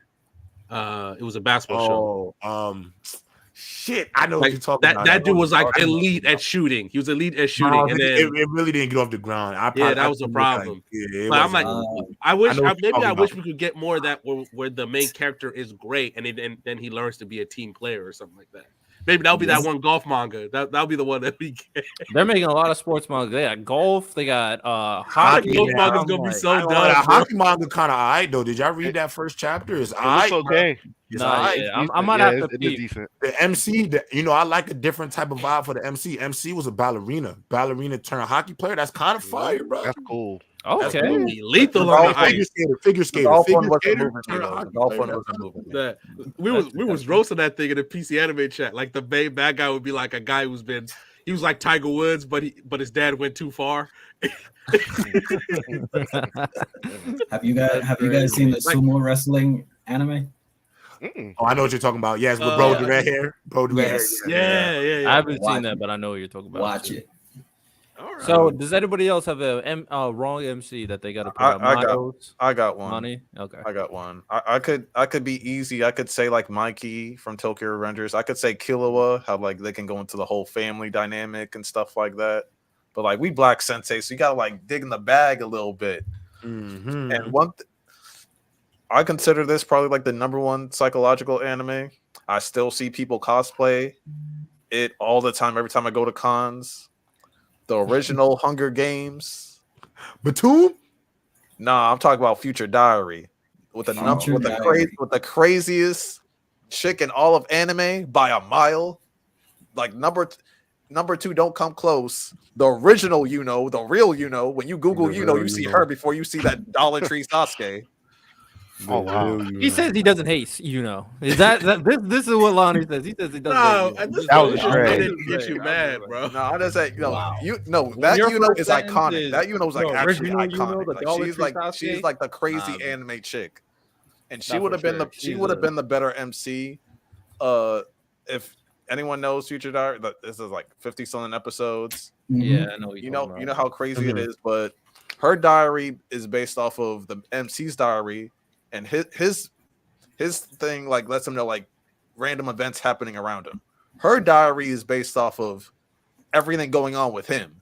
Yeah, and the fact that like she won the original game, went back went to another dimension where he exists, killed herself so she could take her place, killed her parents, buried them in her backyard just so she can be with them again and like try to make all that shit work. And if y'all saw the first few episodes, like how like someone like forced a kiss on him, and then she just got that axe, got to swing it on bitches. I'm not gonna lie, bro. I'm starting to really think that you and Random, y'all watch some weird stuff, bro. No, Future Diary is like it's actually pretty good. So I already think it's suspect that Random is a Goblin Slayer stan. That's already weird, bro. We just diversified. Don't get mad because you just watched it. All right, bro. Future Diary is a great psychological anime. It has like a Hunger Games aspect where everyone is trying to kill each other. Hey, Random and Lonnie, I got another take for y'all that's really gonna have y'all hot. Shield Hero is better than Eminence and Shadow. It is. It is, bro. I'm gonna say this. Season 1 of Shield Hero is better than Eminence and Shadow. But then season 2 fumbles the bag so hard, I don't think Shield Hero will ever recover. But they gave it season 3 though. It's greenlit for season 3. I think it came out already. It's out.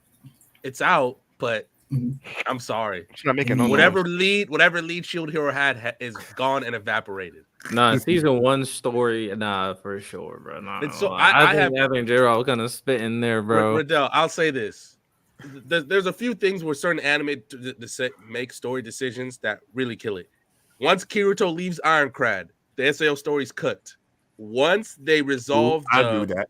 Yeah, once Shield Hero resolves that mine allegation, because I don't want to say it on here, that story's kind of cooked. If he just found a way to leave the country and then he comes back later in the story to resolve it, I think that would have worked better than them just resolving that like that. And then all of a sudden now there's alternate worlds and different heroes and this and that's going on. And I'm like, I think they and now they're just keeping mine around in the story because they don't have another really good villain to work with, which is my problem. J-Rob, if you haven't seen Future Diary, I say definitely check it out. I thought you were talking about Batum. You said Hunger Games. Do you remember Batum with the bombs or whatever? I never peeped Batum personally. I never peeped it. BTOOM. It was literally Hunger Games. Yeah, but I definitely say watch it's one of those older animes, so I say watch the first 2 episodes because the first one's kind of like a setup and the second one's the second episode's when shit pops off. Bet. But my only issue is I can't watch. I don't like watching anime when the MC is weak as hell. Not gonna lie. The MC weak, I'm not gonna watch it. He's not necessarily weak because his diary's low key the strongest. Like he knows almost everything that's going on around him, so he's always prepared. But is he like a guy though? Like, is he like a little weekend? Is he like a little scaredy cat? Yeah, but that's the point. She's crazy. That's the thing. Say you wish Yuta was the main character of JJK. Yeah, but I already seen Yuta become a badass, so I'm cool. But see, if you didn't know that, he would have blew yours first episode, bro. I mean, you're not wrong, but I do. Check your Hitman Reborn. How much patience did you have to have your Hitman Reborn? Bro, No, J-Rock. I almost dropped Hitman Reborn, but how many episodes in your opinion did Hitman Reborn get fired? How many episodes now, if we give an episode amount is when it got fired. It took about 24 episodes. That's a lot. I agree. I wasn't Hold happy. up. I wasn't happy. Hold up. Billy, I do agree that That's the a manga lot is of better. episodes, Miles. 24 episodes to be like, all right, this is getting fired now. That's a lot of episodes. Because I feel like the tone of it changes a lot in those 24 episodes. All I'm hearing is that first hypocrisy 20, from Riddell. that That's first all I'm 20, hearing. I don't get any idea it's gonna be like a battle type shonen. It feels I more agree. like a slice of Yeah, it life. was very goofy. 100%. Yeah. It was very Annoying. laid back. Like you don't. I agree. It was, bro. Where the end game of it is, but where it started at, I would never. Katekyo Hitman Reborn is one thing I would never offer somebody to watch first. I wouldn't either. I'm not You gonna got to lie. get past those 20 episodes. Because You really do. if I once say it this spins, is your it spins. exactly. It does snowball crazy. Once they start it up, fire. But 23, I definitely it starts slow, bro. It starts slow, like damn near on some Breaking Bad type vibes. But that's why when Tuna, my thing is though, Lonnie. So my biggest question, because even though I don't really like the kind of weak main characters, at the very least, once you turn on the switch, you're my guy. Like He turns on the switch. He turns on. Is there a switch? Yeah. Is there a switch with him? But the point the point of the story, because like I agree with that. Like I said, like she's like low key supposed to be the main character because anytime there's any type of situation, she, like I said, she's the craziest girl in all of anime / manga. Like she is unhinged as fuck. Right. So as soon as anybody even thinks about touching him, you see the crazy eyes and then she's on your ass. Right. Like I said, like as soon as you see the second, it's an older anime, so it's like the first one's kind of the setup of like what the world is, and the second episode, shit pops off. If you're not into it after the second episode, it's probably not for you. But second episode, shit be happening. Shit be going crazy. Definitely on the list. Miles, you got one? Oh yeah, mine's gonna be quick. I was gonna actually do One Punch Man, and I mean obviously it wouldn't be One Punch Man anymore, but the characters I would choose will either be Flashy Flash or Genos.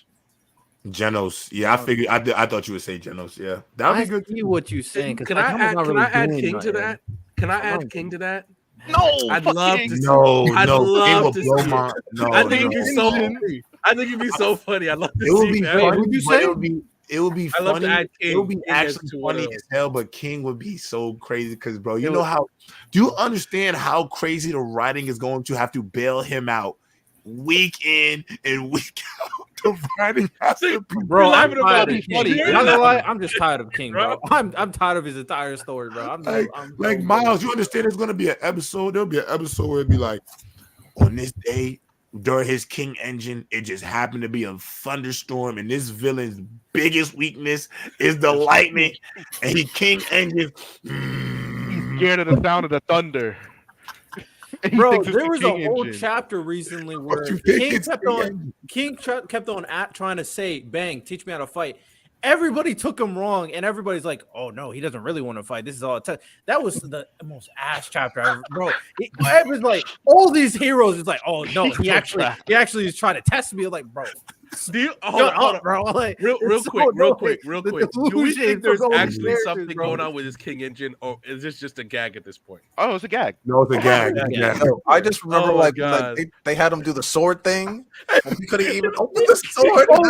He was like, he must have opened it really fast. Like, oh, he's like, Yo, the cells didn't even know that they were cut, so they put themselves back together. What? Nah, the writing for King is already at an astronomical level of It's fantastic, J-Rock. yeah, it's already at an elite level. To make the show about him, the writer is work. Miles, he's doing 24-0, no sunlight. Oh, for sure. The reason you have to consistently do for He's King done, bro. is King is done. ridiculous. Like Hercule never got it this bad, bro. Hercule never Miles, got it this for bad. your thing, Genos would be very interesting to see Him how or he Flashy? Flashy. I ain't gonna lie. You know who else? Moomin Rider. What's my guy? Moomin Rider would be fun. Moomin Rider would be good. Moomin Rider would be fun. Oh, Metal Bat? Metal Bat. I like Metal Bat. Metal Bat is interesting. Nah, be a Louis, good story you too. right, bro. Yeah. Moomin Rider. I like Metal Bat. I do like Nah, Metal Bat. Moomin Rider would suck, man. He would just throw his bike at somebody, then get rolled. Facts. That'd be- Yeah, I can't deal with Moomin That's Rider. what makes bro. it- Y'all don't know what's he's about to literally- happen in the new arc. Let me Let me ask you this, yo. I You think know like what? an alternate story where Garu's like the main character, but he's like that villain That'd trying be- to be stronger. That would be interesting. Well, basically the main character for a minute. Yeah, he was, especially season 2. He was. I'm saying like from the start, like and like it's just like of course it'd have to be a different trajectory if he was like the actual main C, but like someone just trying to be that nigga, like I think that would be. The craziest part is though, every time he runs into Saitama, he gets his ass beat. Like that's what's gonna happen. Like, yeah, Saitama wouldn't be able to exist in that. Have y'all ever watched Terraformers?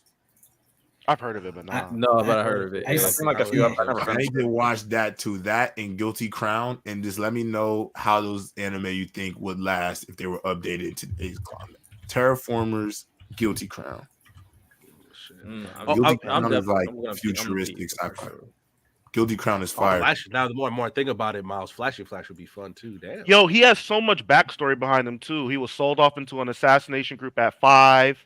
He stayed there for like 11 years, grinding it out, trying to escape. He has an OD backstory with what's that dude's name? Speedo Sonic. They grew up together. We can learn how he got the insta kill sword. There's a lot to go into behind it, like behind his past. The final thing, also, Chad, if y'all have a character that should be the MC in your anime, let us know, of course. What was the other one, J-Rob? Terraformers and Guilty Crown? Terraformers, Guilty Crown. And have you watched D. Gray Man? Yeah. Oh, okay. I'm cooking today. I know. Bro, people need to realize, man, if D. Gray Man was consistent, bro, talk about it, bro. That shit was gas. It would be one of the best series out right now. No easily, question, bro. As someone that actually listened to y'all, like I started watching D. Gray Man, I think like a month ago. Like I'm like 20 episodes in. That shit fire. Good. Bro, the story is so unique. I don't know how it's like such a unique story. That's why I'm telling you, Riddell, some stuff just got caught up in their own timeline, bro.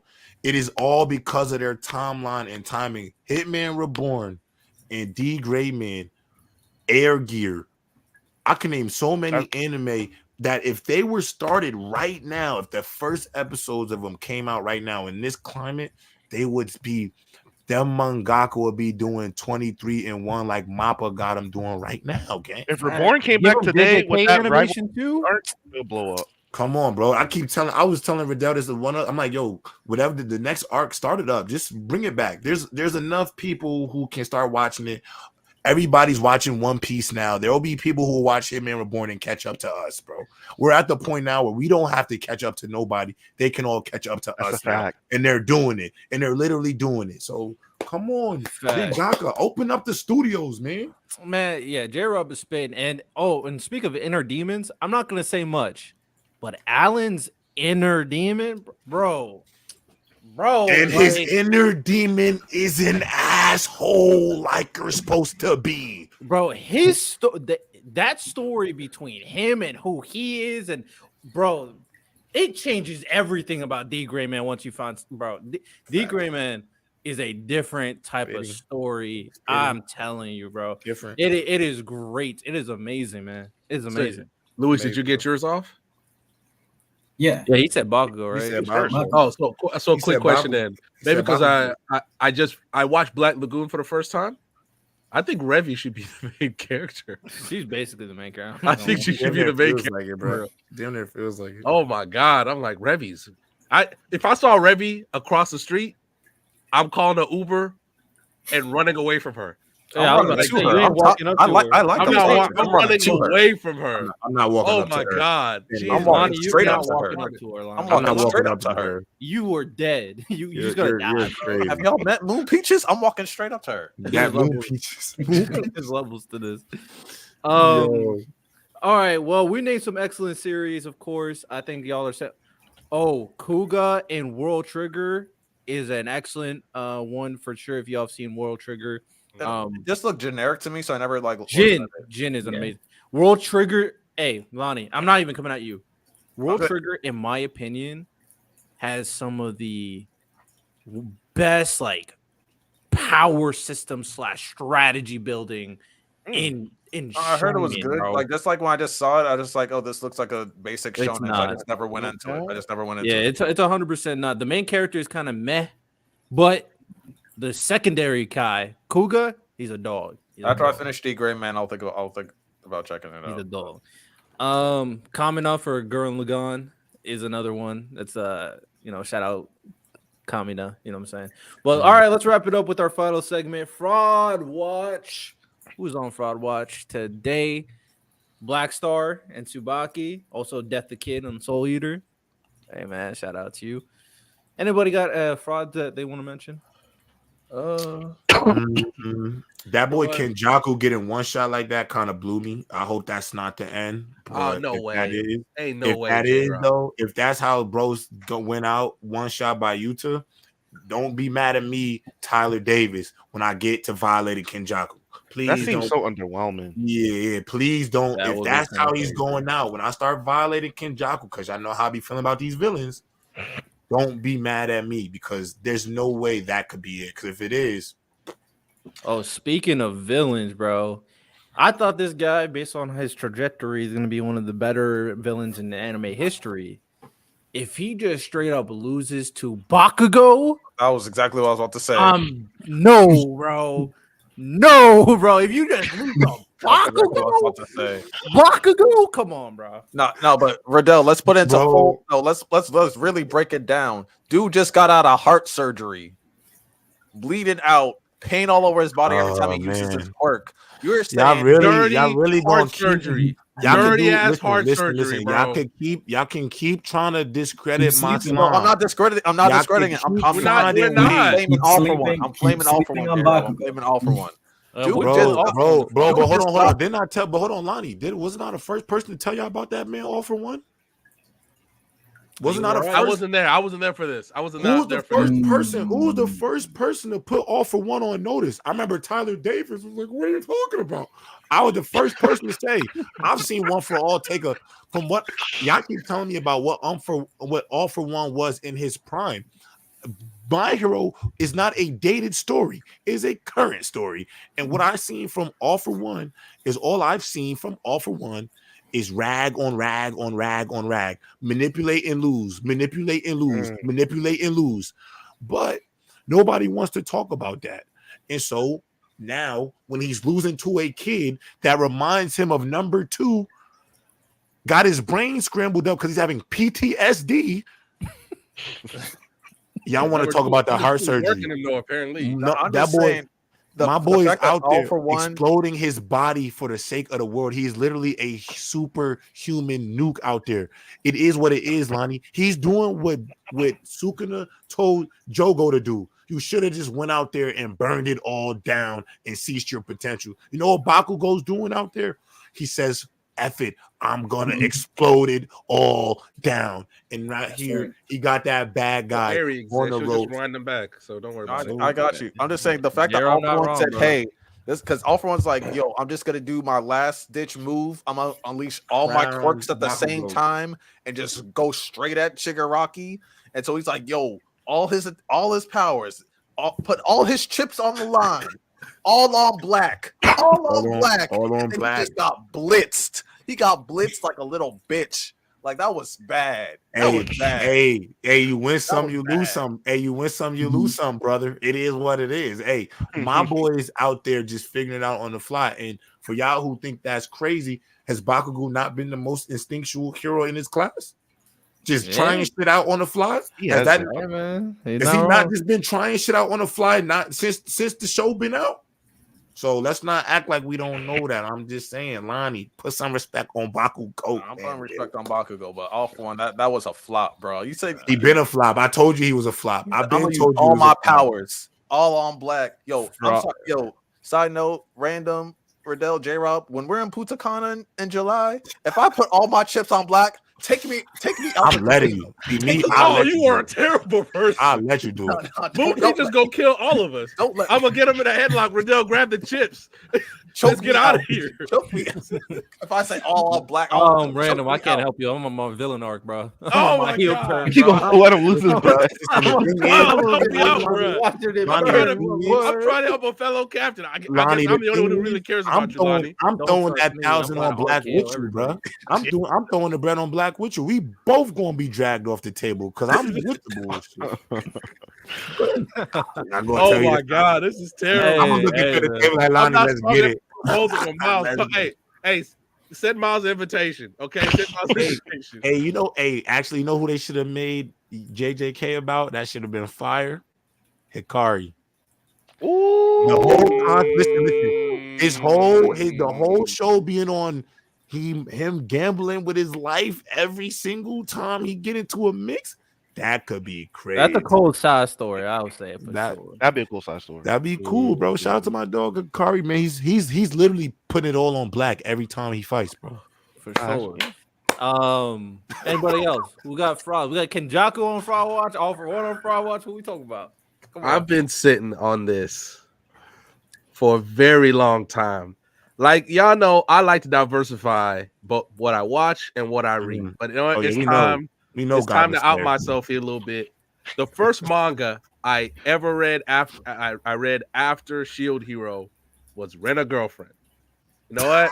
I was looking for something to read. I thought the premise was good at the time. Stand on it. And I'm not gonna hold you. There was a point where we were having some serious conversation about where Rent a Girlfriend could be after that movie arc. But God, Lonnie, I wish you could bring out the Death Note, but we're not there. No way. I'm watching. What are we talking about? No way. Reiji Miyajima on Fraud Watch, the author and writer of Rent a Girlfriend. What you have done to your main character, to the point I'm like, do you not like him? You want us to like him. That's what you want us to do. Right. Yet you have ruined him to the point he is a meme for other bad stories to make fun of. Okay? Am I biased to a Rent a Girlfriend? Absolutely. Because you know what? I saw this pathetic dude. Thank you, Miles. Yeah. Talk about it. I saw this pathetic dude work his way up to being something amazing. And over the course of an arc and a half, you ruined it. You ruined years of work. Okay? Let me tell you this, Ron, because I know none of y'all, Lewis, have you read Rent a Girlfriend? Okay, because I'm gonna say I know none of y'all ain't never gonna read it, but let me tell you this. No, but so someone did hack into my Crunchyroll and watched it all in 2 days, and I'm still looking for that person. You look because they need help. They need help. I don't know if it was my brother. I don't know if it was a random person, but like they need a hug. They watched it all in 2 days. That's crazy. But so the premise of Rent a Girlfriend is there's this guy, he has a girlfriend. In the first episode, she breaks up with him, right? So in order to get over that, he basically rents a girlfriend. But he realizes he basically like, what the fuck was that? And then he writes a really bad review of that girl. Then he feels bad and rents her again. But she gets really mad because he wrote a review about her that she obviously did not like, right? Then his grandma, the main character's grandma's in the hospital. She decides to go with him, and then they basically lied that is his actual girlfriend. So it all goes on from there. Mind you, is the premise great? No, it's not. But they go through it. They get closer to the point where I'm like, this is it. Like this is the moment that you make this official after the movie arc, right? What happens? Mm-hmm. They go to the Paradise arc where they basically get found out that they're not actually dating. Right? The Paradise arc is entirely too long. It's ruined. You ruin the main character. You ruin the female. You ruin the waifu also. And then after that, he has the main character and his love interest. She ghosts him for 3 months. Mind you, they live right next to each other. They live right next to each other in an apartment building. Think about how hard it is, J-Rob, to not see your neighbor in an apartment building. Just to not see him just randomly one time. And then they never address it. Where was she at? Why did she not talk to him for 3 months? What's going on here? And now to the point that he has basically cut the main character by making her. He's basically like, well, now she's like, I'm doing my investigation to see if I actually want to date you. This has been going on for almost a year. And the reason I keep reading this because I'm committed, man. I'm committed, but I've never seen. This thing hurt his soul. Bad for you right now. I've never seen. Man, I respect the passion, bro. I've never seen an. It sounds like a bad teen drama. You know what I'm saying? No, but I'm not sitting here telling people. Hold on. Let me finish, please. Let me finish. I'm not sitting here saying anybody else should read it. I've never seen a main character just continually ruin the two people, your two main characters, so badly, and yet. Why the fuck are you watching Rent a Girlfriend? Because I started reading it. I like the story. Then it's ready. Now I gotta commit. I gotta finish. Like random. I gotta finish. I gotta finish. Some of y'all watch Boruto. You don't have the right to talk. I respect Random. He watch anything. Boruto. You don't have the right to talk to me. Random. I know Random. My only question to you is, nigga, you watch anything? You watch anything. Hey, if I think it's good, I'll watch it. But no, I'm not gonna take any judgment because I know some of y'all watch Boruto. And I'm not gonna let none of y'all talk to me. I read it. I'm not gonna let none of y'all talk to me. I can bring up some of y'all bad watches. All right. Listen, listen. I'm telling you. All I'm gonna say is if you read it, there's a difference. If you read it, is a difference. Great qualifier, J. Before I say my fraud watch random, I got something that might help you out because like you saying Rent a Girlfriend, it reminded me of an actual good story in that genre. On Crunchyroll, Rent a Girlfriend was good at one point. I promise you. If you ever, I promise you, was good. Have you seen Domestic Girlfriend? Yes, I don't want to talk about that. Okay, all right. I'll just say. Also, one of the best intro songs I've heard. It's on my Spotify. Then I read the manga. And what? Hey, you want to talk about a bad final arc, Riddell? That's a picture perfect. Like if you put in the dictionary of bad arc, Domestic Girlfriend is the picture that you see. And man, I never read it. I'm not a romance anime guy, but like, hey, if you guys watch Case Study of Vanitas, probably my favorite vampire anime I've ever watched. The relationship between I'm not a vampire guy either, J-Rob, but I watched this. Get into that, yo. Y'all gotta stop watching this bullshit to get into that real shit. Y'all gotta get into no. All right, bro. Hey, J-Rob, listen to me. No. Slayer, Rent a Girlfriend. I hear Lonnie out here watching Pico. Like, oh, Pico. Somebody watching Pico? Pico? Look, I may be new. I may be the You watch anything? Yo, Miles, I don't know what these boys is. They killing me today. That's bad. My bad. I like to watch a few slice of life. I like to watch a few romance stories. Okay, I ain't never seen Pico. But go watch Kaguya-sama. I tell you don't like it, J-Rob. All right, Random. If you watch a slice of life, it's not a romance. Random, can you watch it? All right, if you watch Slice of Life for me, can you watch one Slice of Life for me? Then watch School Days. I've heard about School Days. I want no part of it. Watch School Days. It's fire. If you like slice of life romance, watch School Days. Why are you lying to me right now, bro? I got another one for you. Watch School Days. I'm telling you. Watch Orishura. Facts. Watch that too, actually. Orishura. I feel like you're both lying to me right now. You're both only one I watch is Watch Violet Evergarden. Watch Violet Evergarden. I see the Violet Evergarden. That is fantastic. School Days. Horimiya is my goal. Look at Think spoiling it. Shout out School Days too. You know what I'm saying? Oh, I know about School Days. They're trying to get me in trouble. Nah, School Days is not gonna get you in trouble. It's just the last episode is so it's pretty much about this high schooler and he's cheating on his girl.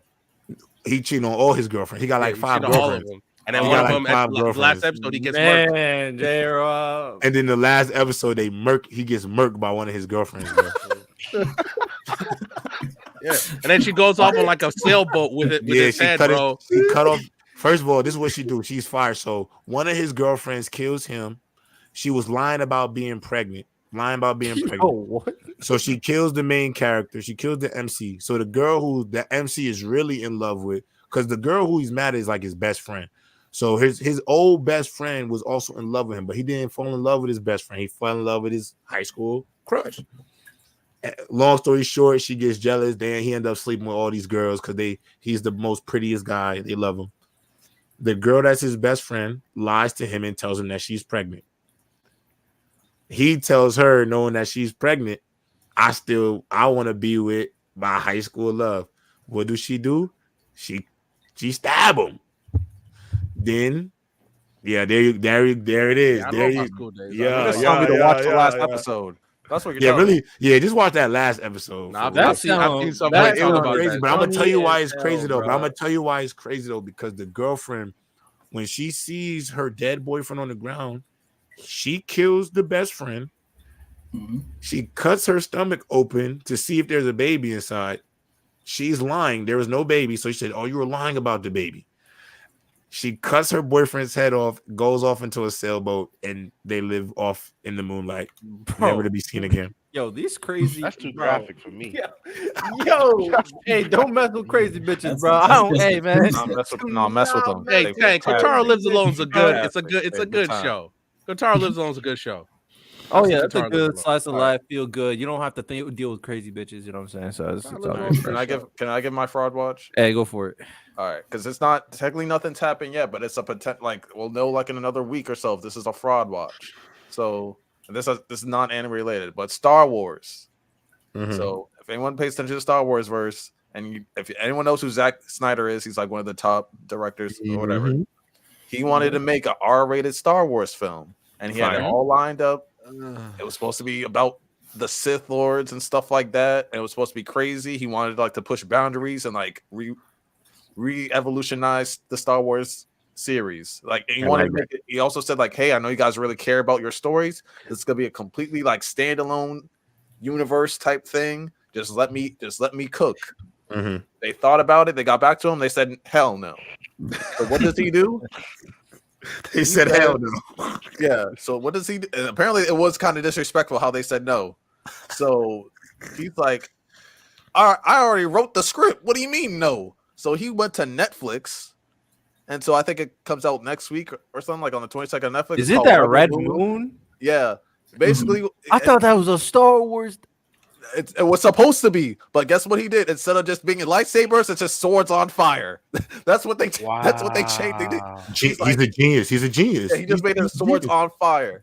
First of all, Star Wars been on fraud watch for a while. But that's crazy. Ahsoka was. I loved Ahsoka, bro. Mandalorian and Ahsoka were good. I don't care. Most of Star Wars is Mandalorian is saving all of it for y'all. Most of Star Wars is mid to bad. Episode 4, all of episode 4. The movies. Yes. Ferocious, bro. Episode 4, I'll give you. Episode 5, I'll give you. Rogue One, I'll give you. Rogue One, I'll give you. Okay, I'll give you Revenge of the Sith because y'all like that fight almost by far. But episode 1 mid, episode 2 mid, episode 6 mid. We don't even talk about the sequel trilogy. Y'all treat it like Boruto. We don't talk about the sequel trilogy. It wasn't good. Okay, that wasn't good. But we don't Mandalorian, Solo. Crazy. Do we talk about Solo? Okay, that's one thing. Mandalorian gas. Okay, Mandalorian gas. Andor gas. Okay, Hisoka. Is Hisoka whack? Lie. Not, bro. Do not lie. Come on now. Okay. So he's like this, but that's me. Oh my bro, if you understand, hey, shout out New Rock Stars because I watched their videos to catch up on the Star Wars Rebel lore. Once you catch up on the Star Wars Rebels lore and then watch Ahsoka, that shit is that ain't even a movie about a show. Come on now. Most of the Star Wars movies are mid to bad. That's true. I'm talking about Ahsoka. Ahsoka was that's a show. That's a show. Mandalorian's a show. Yeah. Rogue One, like once again, episode 6 is bad. Sequel trilogy is bad. Episode 1, mid. Episode 2, mid to bad, in my opinion. So out of all the movies, we don't talk about Solo. We don't talk about Solo at all. 6 is bad. Like episode Solo is bad. Episode 6 is bad. Episode 6 is bad. Episode 6 is bad. Yeah. Star Wars. It's bad. Go back and watch episode 6 and tell me it's good. I mean, what the Emperor just builds a second Death Star? That's what he does. That's his grand plan. He just builds a second one. If we're being honest, he's not wrong.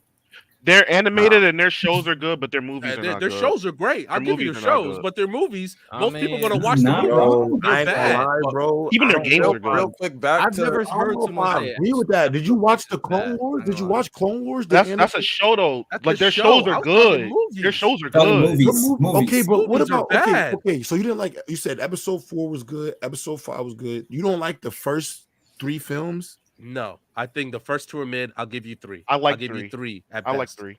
Word? I gotta rewatch. I didn't know Solo was fantastic. Solo was bad because I loved Solo. I agree. Solo was bad. Solo was bad. Solo was bad. Rogue One is my favorite movie. Rogue One is my favorite. Rogue One people like. Yeah, Rogue One is my favorite Star Wars movie of all time. Okay, so I'll give Rogue One a 7. About half of their movies. 7 is just 4. And then That's all 7 is. Basically, all their TV shows have been gas, bro. Like, basically. Yeah, no, I agree with that. Yeah. I agree with that. All the TV shows, half the movies. That's a winning record to me. Me too. Most people watch the movies. Me too. Most people watch the movies. What are we talking about? I don't care what most people do. Most Wait. people watch movies. So let me ask you this. Is Marvel movies trash because I the was latest just about run to of say Marvel that. movies, If you been want to be, kind of whack. They've been kind of whack, but what's been keeping them alive? Loki. Loki. Loki is got them by a Oh, string. but J-Rob, don't start That's there. it. What about the Star Wars video games? Battlefront. the old one, listen, one, not the new one. Literally in 2023, Microtransaction too? Star Wars 2023, Force Unleashed. 2023. Oh, the old games. Marvel. The was old carried on Star his Wars back games by are gas. Loki, The new ones, literally. Nah, Jedi 2023 Survivor, was Knights of the carried by Old in my Loki. opinion, Republic. underperformed. It was not as good. You Survivor naming was not as all good. old heat, Lonnie. That's old I'm just naming heat. Star Wars shit. I'm just naming You Old, naming the old heat, Old Ronnie? Republic 1 and 2 was gas. Okay, Lonnie, that's old old heat, bro. Battlefront Old 1 and heat. 2 was gas. Battlefront 1, Also, the if new you one, watch that was Star bad. Wars animated show where they were just doing like different plot lines, That is was good. fire, That's bro. good. Visions, you talking about Visions? Yeah, Yeah, I like Visions that. I is like that. good. Visions was good. Yeah, I like that. I like No, that. But I like if you, that. if Lonnie or J Rob, if you want to go into Marvel, Thor only has one good movie, and that's 3. Ragnarok. Yeah, that's Ragnarok. only That's the Ragnarok. only good Thor movie. Ragnarok is the best one. Yeah, 100%. Hulk. Technically, Hulk never. I He guess don't if got you a wanna movie. count He don't got a movie. He don't got a movie. He All don't right. got a movie. Iron Man 3 is bad. Iron Man 3 is bad. Okay. Okay. Iron Man 3 was Okay. the one with the fake Mandarin, right? Yeah. No, Yeah, Iron Man 3 is the one with the fake Mandarin. Yeah, that was bad. So and then I'm what fine is with it? that. If you want to, Ultron was at best. It was above It was average. mid. Nah, It I was think mid it in was my above opinion. average. It was okay. Ultron overhated to me. Yeah, that's what Thank I'm you. saying. agree, but- Thank you. Come on, yo. When they brought up like the Black premise Widow, of Ultron bad. and the friction between the Which Avengers, is crazy. and then they brought up Black- Scarlet Witch. I can't and, call it come bad on. because they had my baby mama in there. Like that was Black Widow was bad. They did Scarlett Johansson. I never dirty watched on the Black way Widow. out. Not whoever lying. her sister is. Like yo, she was bae throughout that whole movie. Never watched Captain Marvel either. Never watched Captain- the Marvels. Captain not gonna lie. Marvel was like mid to bad in my opinion. I just was don't like sleeper Brie in Captain Larson as an Marvel actor. 3 so I just times can't in buy the her theater. performance. I will say that if you Yeah, watch that's how I the judge a new, film if I fall asleep in that theater. 3 If times you- in the theater, bro. That's crazy. if like the new We don't Marvel, want to talk about how Marvel's is doing. Terrible. if Loki was we're fire. we're talking fraud alert, and I was gonna bring up Marvel because in the end scene of the new Marvels movie, if they mess up X-Men, I'm out. I'm completely out. Yeah, me too. Actually, me Oh, too. but I never got to finish my fraud watch. So because Yeah, baby. Oh my bad. Go ahead, No, baby. I'm almost done. Yeah, so like we'll see like next week or whatever, whenever it drops on Netflix, and now it drops into sometime in December. So if this thing hits based off the past few Star Wars movies, if they drop the ball, but also Star Wars is also coming out with their own Sith, like I think it's a Sith show or whatever. So this, I guess that's what's supposed to be competing with this. So if that ends up sucking, and I love my Sith lore, I will be very critical. Like I know my Sith lore like crazy. So if that thing flops, but this Rebel Moon, and apparently it's like a part 2 coming out like in a few more months. So if this thing goes crazy, and they mess up my Sith story, I'll be going on a whole tangent. Honestly, Y'all Lonnie, have to shut me I up. thought that story was connected to because when I watched the lore of Star Wars Rebels, there is a moment where what's her name? What's the Mandalorian Star Wars girl name? Do y'all remember her name? I forget her name. But apparently something happened in her past when there was a war between Mandalore. That's what I thought that was the movie was about.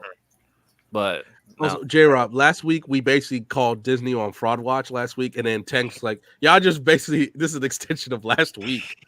And I'm like, yeah, I called out Disney. No, Why is Disney on? Well, Disney. I mean, are they on fraud watch? I mean, I just think personally. Listen, I'm gonna say this. Stan, Did you I see think what the CEO said about Disney?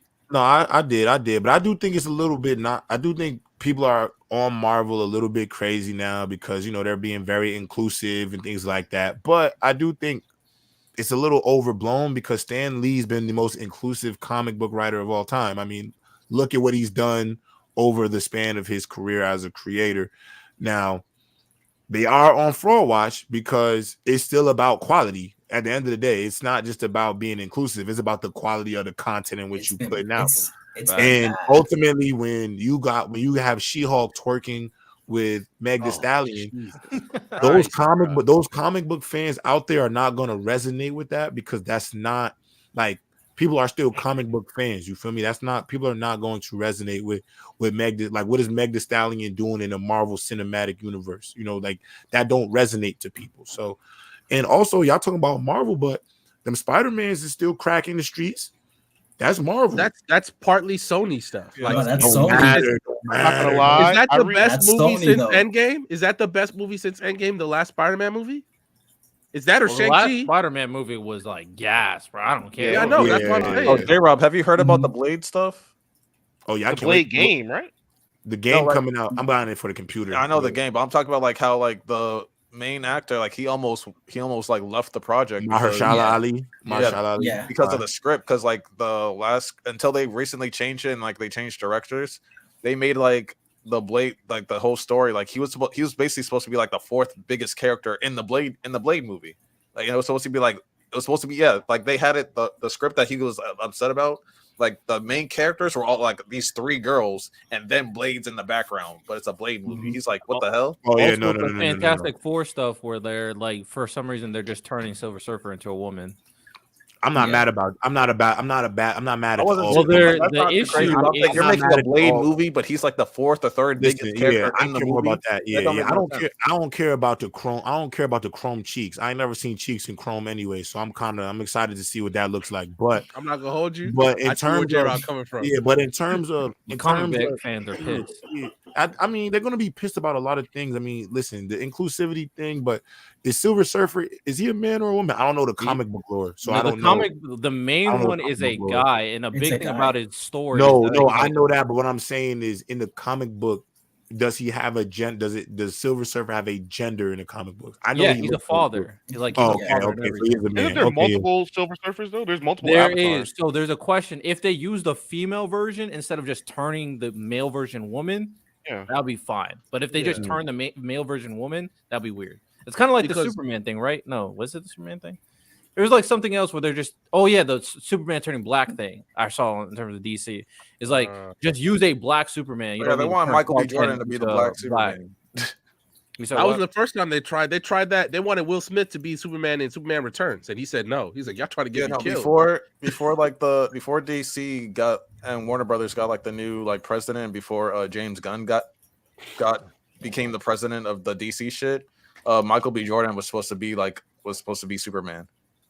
Yo, my question to y'all though is like, do y'all really care a lot about? Because like to me, do y'all really care about the way like some of this stuff is being affected by like maybe, I don't want to say politics, but like the new social inclusion.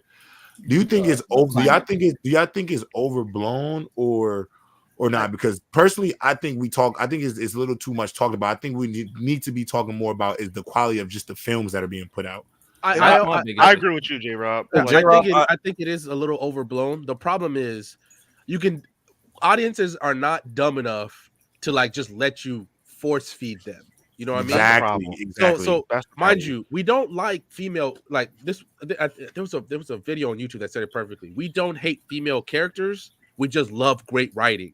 What's the Edge of Tomorrow, the Tom Cruise one, where that girl that he was with the whole time, she's a badass, and that's just who she was. They didn't like force her. That we're not like the one thing with what's it, Captain Marvel that always got to me. It was like they're trying to make us like just show us that she's awesome. Don't tell us. Don't let her like. Don't have validate her. Don't just show us that she's great. Did you watch Black? Does anybody? Because I don't agree with like when they be saying like all the women stuff is just too much. Because did anybody watch Black Widow? No, I don't have an opinion. No, I just think they because Black Widow was awesome, but they just did her. It's okay. They did her dirty Taskmaster a woman? Yeah, they did. Yeah, they did. They did Black Widow dirty at the end because remember. But I just want to know, to everybody's credit, nobody knew Taskmaster was a girl to the very end. All right, that's fair. To the very end, I did not know Taskmaster. Get mad on the way out. I'm all right. Like the last like 20 minutes. Yeah, my biggest thing in terms of the conversation is overall. Sometimes people just go overboard. Like the moment they make it a little too like anti woke or too woke. Like they get extreme on both sides. Not gonna lie. My only thing is like when it comes to this thing, to kind of touch what Random says, you can just make good characters regardless of skin color or gender. Like we've seen it time and time again. Random brought up like a good example. Resident Evil, bro. Everybody loves her, even though people don't think it's the greatest movies. Everybody loves her as an MC. Underworld, everybody loves old girl as the MC. Like she's iconic. Like there's some iconic female characters, so you could do it. And it comes to like changing the skin color. I'm like, bro, I don't care. A lot of times I don't care for the most part. My thing is, one, I think it would just be easier to use a different version of the character that abides by that role. Because a lot of times when I'm seeing when they change the skin color or they change very specific parts of the characters, they want to change the character to adhere to the skin color. I'm like, why? Like this is still Clark Kent, right? But if you want to make Clark Kent black, that's okay. Comic book fans are going to be mad, even though there is a black Superman, right? There's a black Superman that exists in the comic book, which you can use in that story. But do not go like. To be fair, I didn't watch The Little Mermaid, but some people were scared that The Little Mermaid, they're gonna make her a lot different than how they. But the Little Mermaid, but to me, Riddell, the Little Mermaid thing to me was more than overblown because, fellas, let's be honest, it's a mermaid in the Caribbean Sea. What blonde-haired, what red-haired, blue-eyed woman, what red-haired, blue-eyed white woman lives in the Caribbean in the ocean? You're more likely to see the Little Mermaid that you've seen in the area of the world. But you know what else also loses me? They were so upset about Ariel being black. Nobody gave a fuck that the crab in the Caribbean was fucking Jamaican though. It had a Jamaican accent and was speaking with a Jamaican accent. But the moment that mermaid also adhered to the same rules of being a Caribbean themed princess or whatever, like the crab. Oh my god, she has braids. Like, I will say this though, bro. The fact that they look like a crab and look like a fish did not move me, bro. It just crab. It just looked like a crab. I'm like, bro, what? I mean, just saying that I was born in the Dominican Republic, raised in the Virgin Islands, in the Caribbean. I never saw a redhead white woman. Never.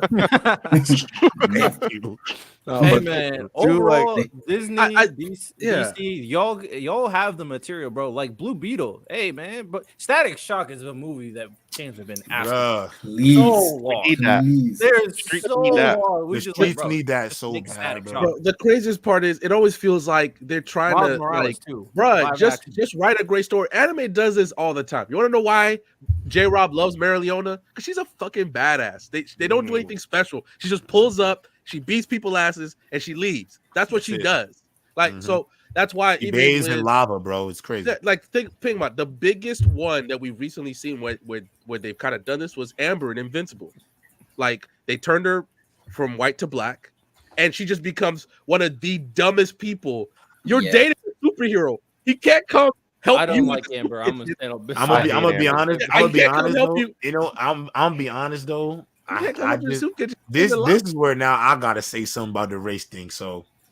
When they want to be inclusive, right? Because let's be honest, everybody get mad when they change the character for this and that. But you know what? Let's change Invincible's girlfriend from white to black, even though we all know inevitably he's leaving his black girl for Adam Eve at some point in this story. And let's make the black girl mad annoying. Let's make the black girl the most annoying character and most hated character on the show. But I don't see a single white soul on the internet mad about Amber. All those comic book purists don't care about that. But the moment they turn that mermaid into a black woman, a mermaid, fellas, a legitimate creature, a mermaid that is literally it is an it. It doesn't adhere to the human code of race. I would still that human code of race is I like that. Code of race. To your point, I feel like especially with Disney, I feel like they just get it wrong. Like I feel like they oversaturate. Like with the latest Marvel's movie, Black Girl Magic, that was forced. Like there's no reason for her to be saying that in the situation she was in. And you know what else? That's the problem. And Lonnie, you know what else? You know who else? You know what else I blame for some of these dangers that are going on in the world? Some of these creators on the internet who keep this shit alive and well.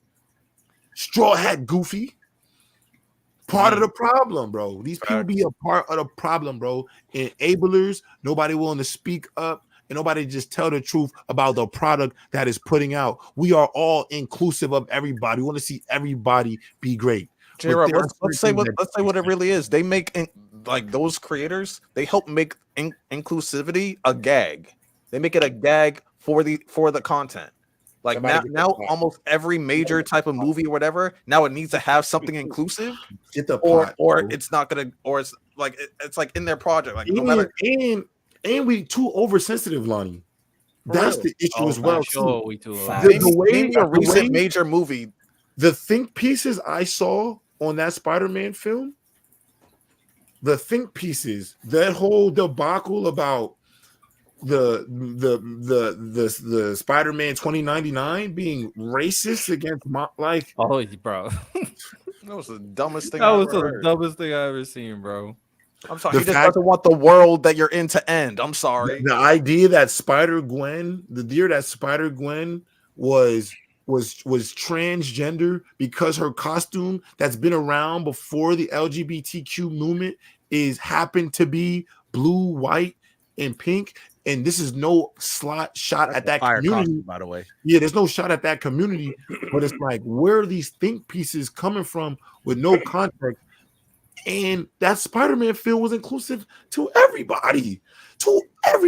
Every single person, even the disabled, can see themselves in that film. Facts. No, that's a fact. Ultimately, when it comes down to it, if you want to bring in this is how I'm going to put it. My issue is when companies use inclusivity to fool the fans to thinking their product is good. That is my biggest issue. Exactly. It's like, oh, we got this inclusive thing. Don't care about the rest of the stuff, but it's inclusive, so come watch it. They fool the fans. They try to grab very specific fans just because it's inclusive and don't really, again, care about the quality. I just want to your Black Panther 2, whether one of people said or not, Black Panther 2 was ass. And to your point, Riddell, and like I agree. Right. Black Panther 2 was ass. It was. No, it was a memorial for Chadwick Boseman. It wasn't a movie. Go ahead, Lonnie. No, but I was saying to your point, like, and I'm someone that's like always been active and supportive of the LGBTQ. Like, I've gone to prides with friends and stuff like that. It's a good time. It's a fun time. But when I feel like these companies, like when they were like making the product, they're like, all right, here's what the story is. All right, how are we gonna add a person of color in here? How are we gonna add someone in the LGBT community in there? Because we need to sell it. We need to get there. Okay, we need to bring them in to buy our product or see our product. And like they don't care how it affects the story, as long as they're in there in some way, shape, or form. Oh, we included everybody. See how we included everybody? But Lonnie, don't they already have the source material to include everybody though? Like my thing is, if you wanted to use a certain black man, right? You got Luke Cage. If you want to use a certain woman that look a certain way, you got this character. If you want this Asian character to be this, you have this character. I think in Marvel, there's so much source material to be used that it's like I don't think you have to reach. That's my point. You don't have to reach because there's so many iterations of characters and there's so many source material to get it right. Like I'm sorry, if they really cared, it wouldn't look forced. It would look natural. Once again, people have to understand. I understand Iron Man, Captain America, all these guys are huge now. When before the MCU, they were the B list. Iron Man was a B list character. Captain America was a B list character. I agree. You can make them better. You can. I agree. You really can. So that's what always bothers me for it. And we've seen at the very least to say, even in this climate, because whatever you want to think about the newer Star Wars, I think what's her name? Rem? What's her name? Rey. Rem as a main character. Nobody cared that she's a woman. She just did her job. She's just a bad written character. And yeah, she's a bad character. Cool with bro, after the first movie, all the theories, they didn't try to do Kenobi's kid. She just What's did going her job. on here? Even though the story writing wasn't great, I liked her as her character. I liked her character. Even though the ending when she took Skywalker's name, I was like, for what? Okay, I didn't watch the final part because that thing was cool. No, I agree. I think there's a reason why the Marvels. Weren't good, bro. The reason why the movie didn't do well is not. I think one is because people didn't gain any interest from it due to the fact that what people expected it to be, based off what the history has been at Marvel as of late, bro. Yeah. Like She-Hulk, people don't understand. Like She-Hulk is a dope ass character, That's the reason why people were so upset about the way She-Hulk was done, is because She-Hulk is actually fire. She's not a character that should be twerking with Meg Thee Stallion. Like, it's not like what all my thing is, feels cheap. It feels cheap. Yeah, what are you trying to pull with that? Like, you already are hitting these whatever points in progressions you're trying to hit. The fact that you're doing a She-Hulk based TV show is already hitting. She's already strong. She's already independent. She is already more intellectually here in her Hulk form than Bruce Banner. And as a pervert, J-Rob, she's a muscle mommy. How did you fumble that bag? How did you fumble that bag? And the crazy part is, I like the ones that put me in the headlock like this. The crazy part is they've already did a show where there's a female lead, and I don't care. It was a good show. WandaVision was good. Everybody loved was very good. Wanda, bro. WandaVision was very good. But WandaVision was gas. The writing. It's the writing. WandaVision wasn't like trying to pull low-hanging fruit. That's what She-Hulk was, unfortunately. Bro, let's be honest. Even the Skrull invasion joint, that was trash. Trash, bro. Yeah, so it's not so let's not even we're not gonna sit here and act like it's just the women characters or bro. Secret Invasion was trash. They putting out bad product, bro. J-Rob, that should have been a slam dunk. That should have been a slam dunk. Secret Invasion, an absolute slam dunk. Secret Invasion should have gave us Fantastic Four the ultimate alley oop into the MCU. And to me, even after Secret Invasion, they're still going to have to explain and incorporate things for the audience because nobody could get behind Secret Invasion. If Loki and WandaVision did not do as good as both of those shows did, the whole idea of these Marvel shows for characters would be doomed. Moon Knight was trash. Which is crazy. Moon Knight is trash, bro. How you pay a good actor? How you pay a good actor like that and you ruin the show? Moonlight, but like the overall product was ass. It was ass. And Moon Knight is a fire character too, bro. He is. And the main character's acting though was phenomenal. How he did everything, I was like, yo, like he's that's they got the right actor. The first season was terrible.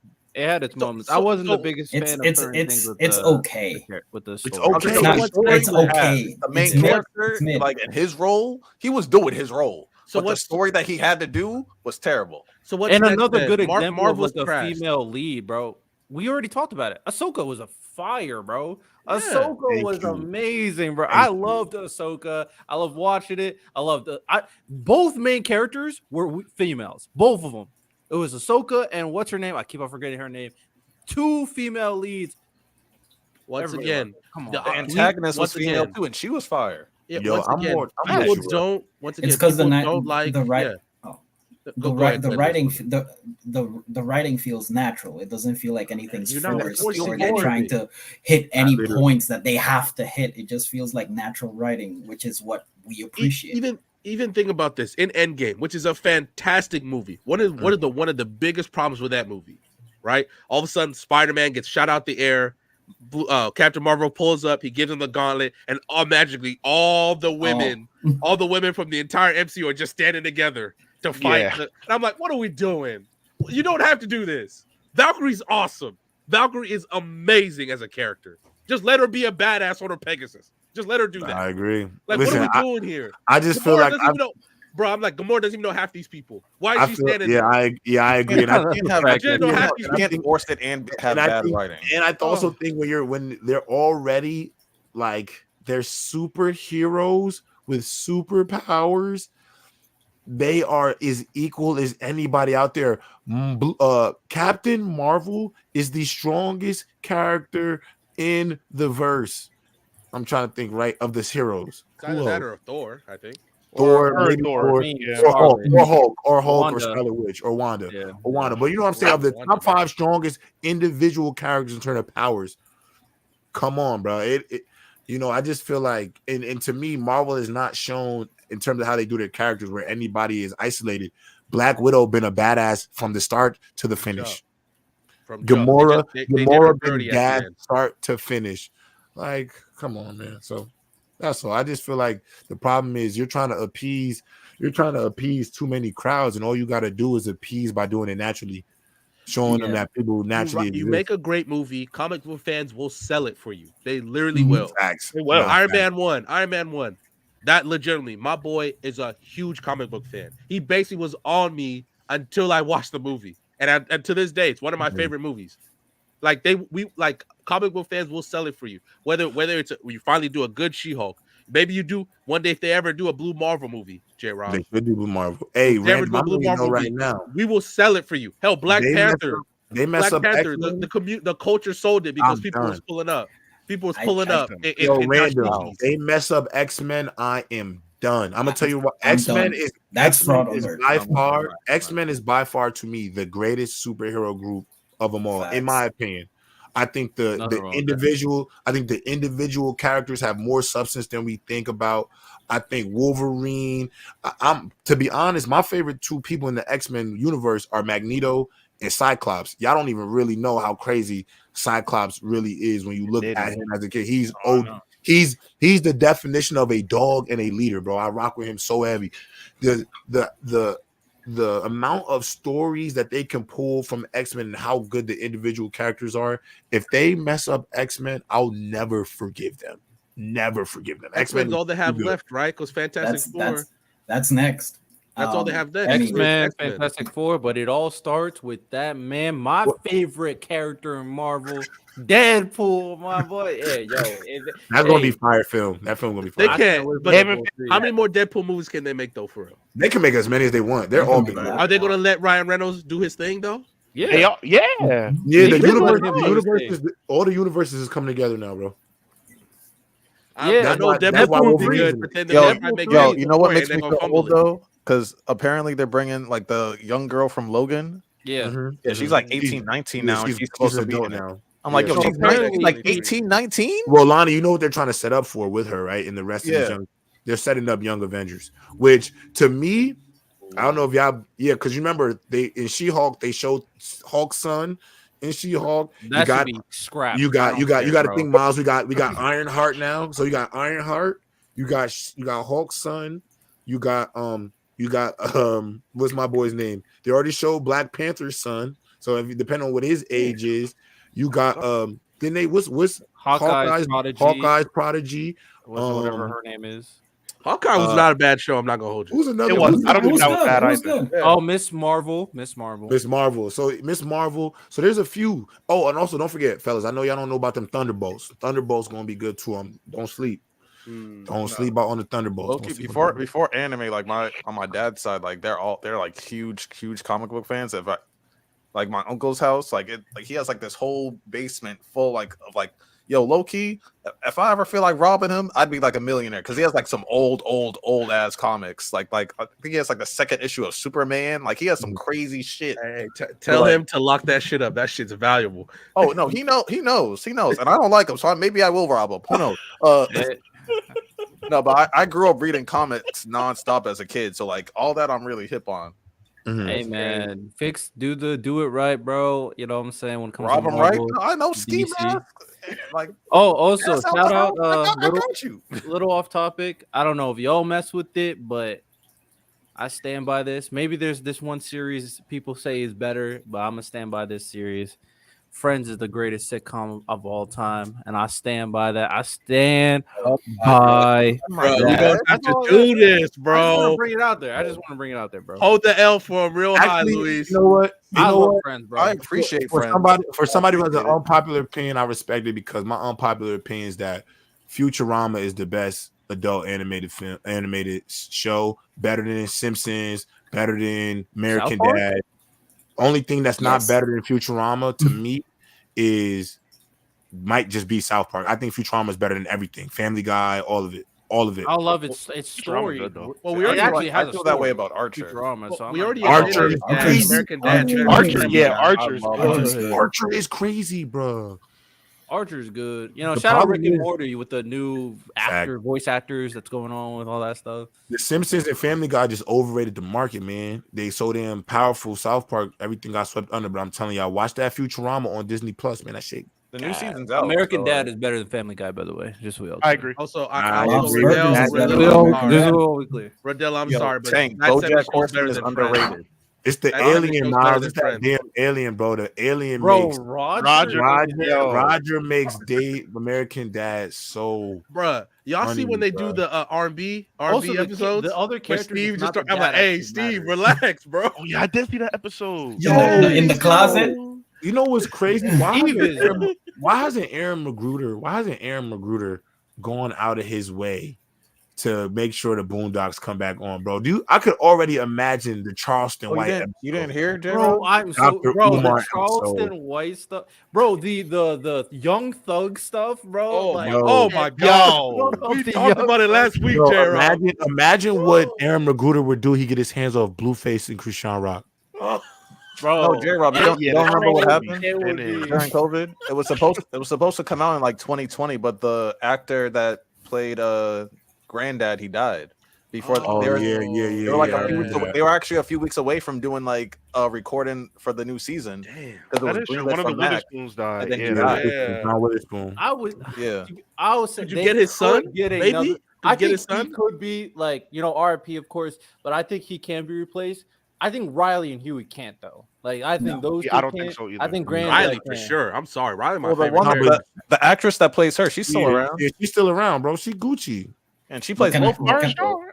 Yeah, But we can I good. ask, do you think a show like that in this social climate We need it more than succeed? ever. It We need doesn't it more matter than what ever. it doesn't matter if it Okay. survives. Yeah, It we- come The black out. community It doesn't will matter. protect that show. Lewis, when I We say will it protect doesn't, that show. Lewis, when I say it doesn't matter, it is needed for the culture. Even if it gets canceled after 10 episodes and not renewed for a second season, Black people need to watch it again because where we're at right now in the climate, we embarrassing ourselves, and we need to make sure we show. And I will already keep saying it.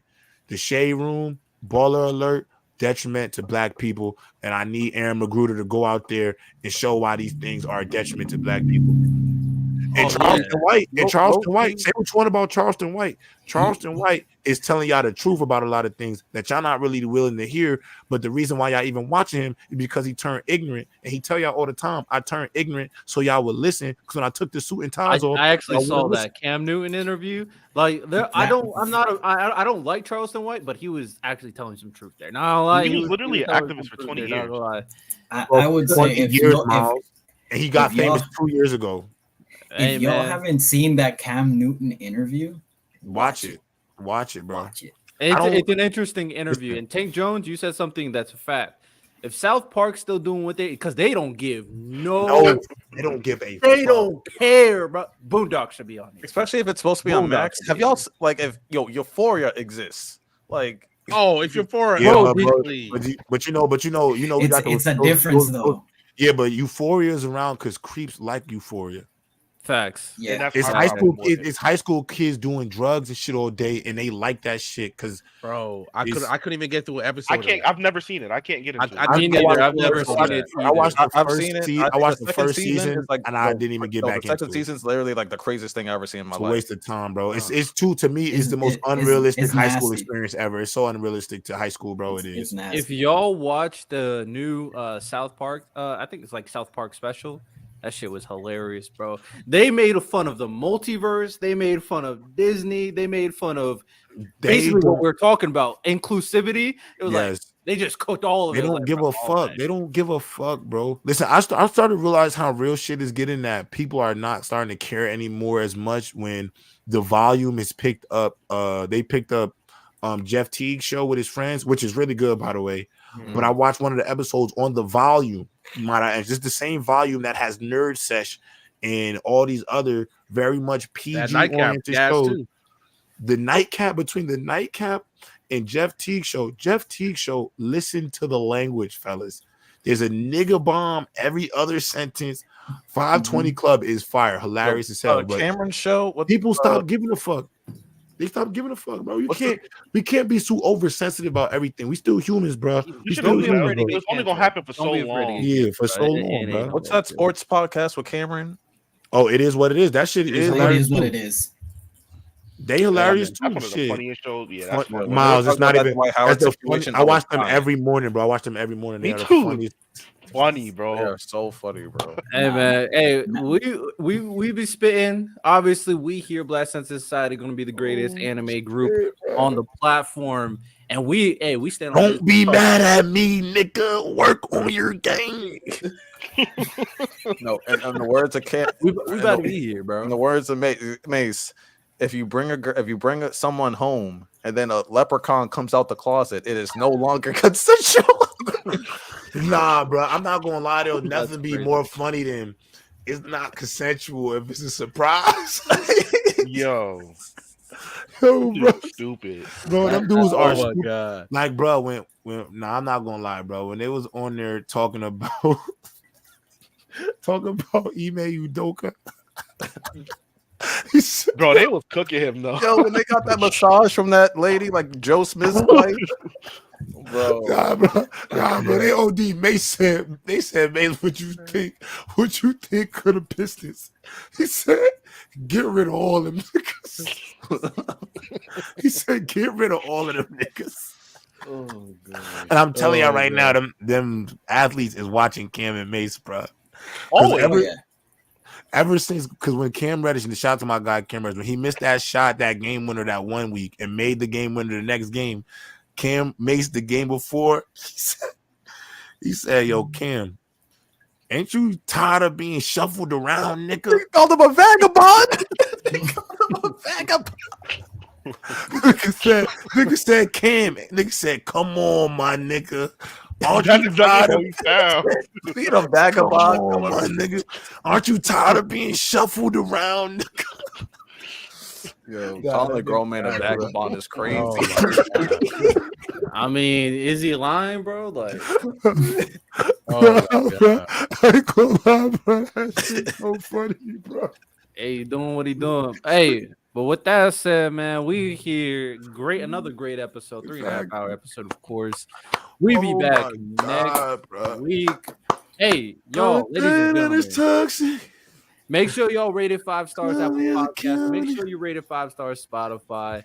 Make sure you guys like and subscribe to. Make sure you follow us on TikTok. We're real close, and we start going live on that. Yeah, followed us on TikTok for sure, man. Just had our first 10K video. Hey, yes, we did. Sure. Hey, we be back. Hey, best platform, best group on the platform. We're gonna be doing our thing, of course. Stay tuned. Come back next. Keep both of these songs, Riddell. Keep both of them. It's the same. Remember, song, baby, man. devils need love too, baby. They need love too. Hey, man. hey, Denji going through it right now again. Fuck. I just want Denji to be happy, bro. Aki Yo, over Yuno, man. Yes, sir. Aki over Yuno over. We ain't Aki. revisit. Psych. Hey, Psych. we ain't Kurama. revisit it. Hey, Naruto the best. that's it. Kukuda over Rate us 5 Kurama. And No cap. Mihawk is a fraud. Oh, Mihawk might be a fraud. I'm about to hit the Zaza runs. Watch Studio Ghibli. I'm about to do the same thing, J-Rod. And I'm about to I hit might do that. Hey, the boy and the heron. Oh, we got Boy it. and the heron.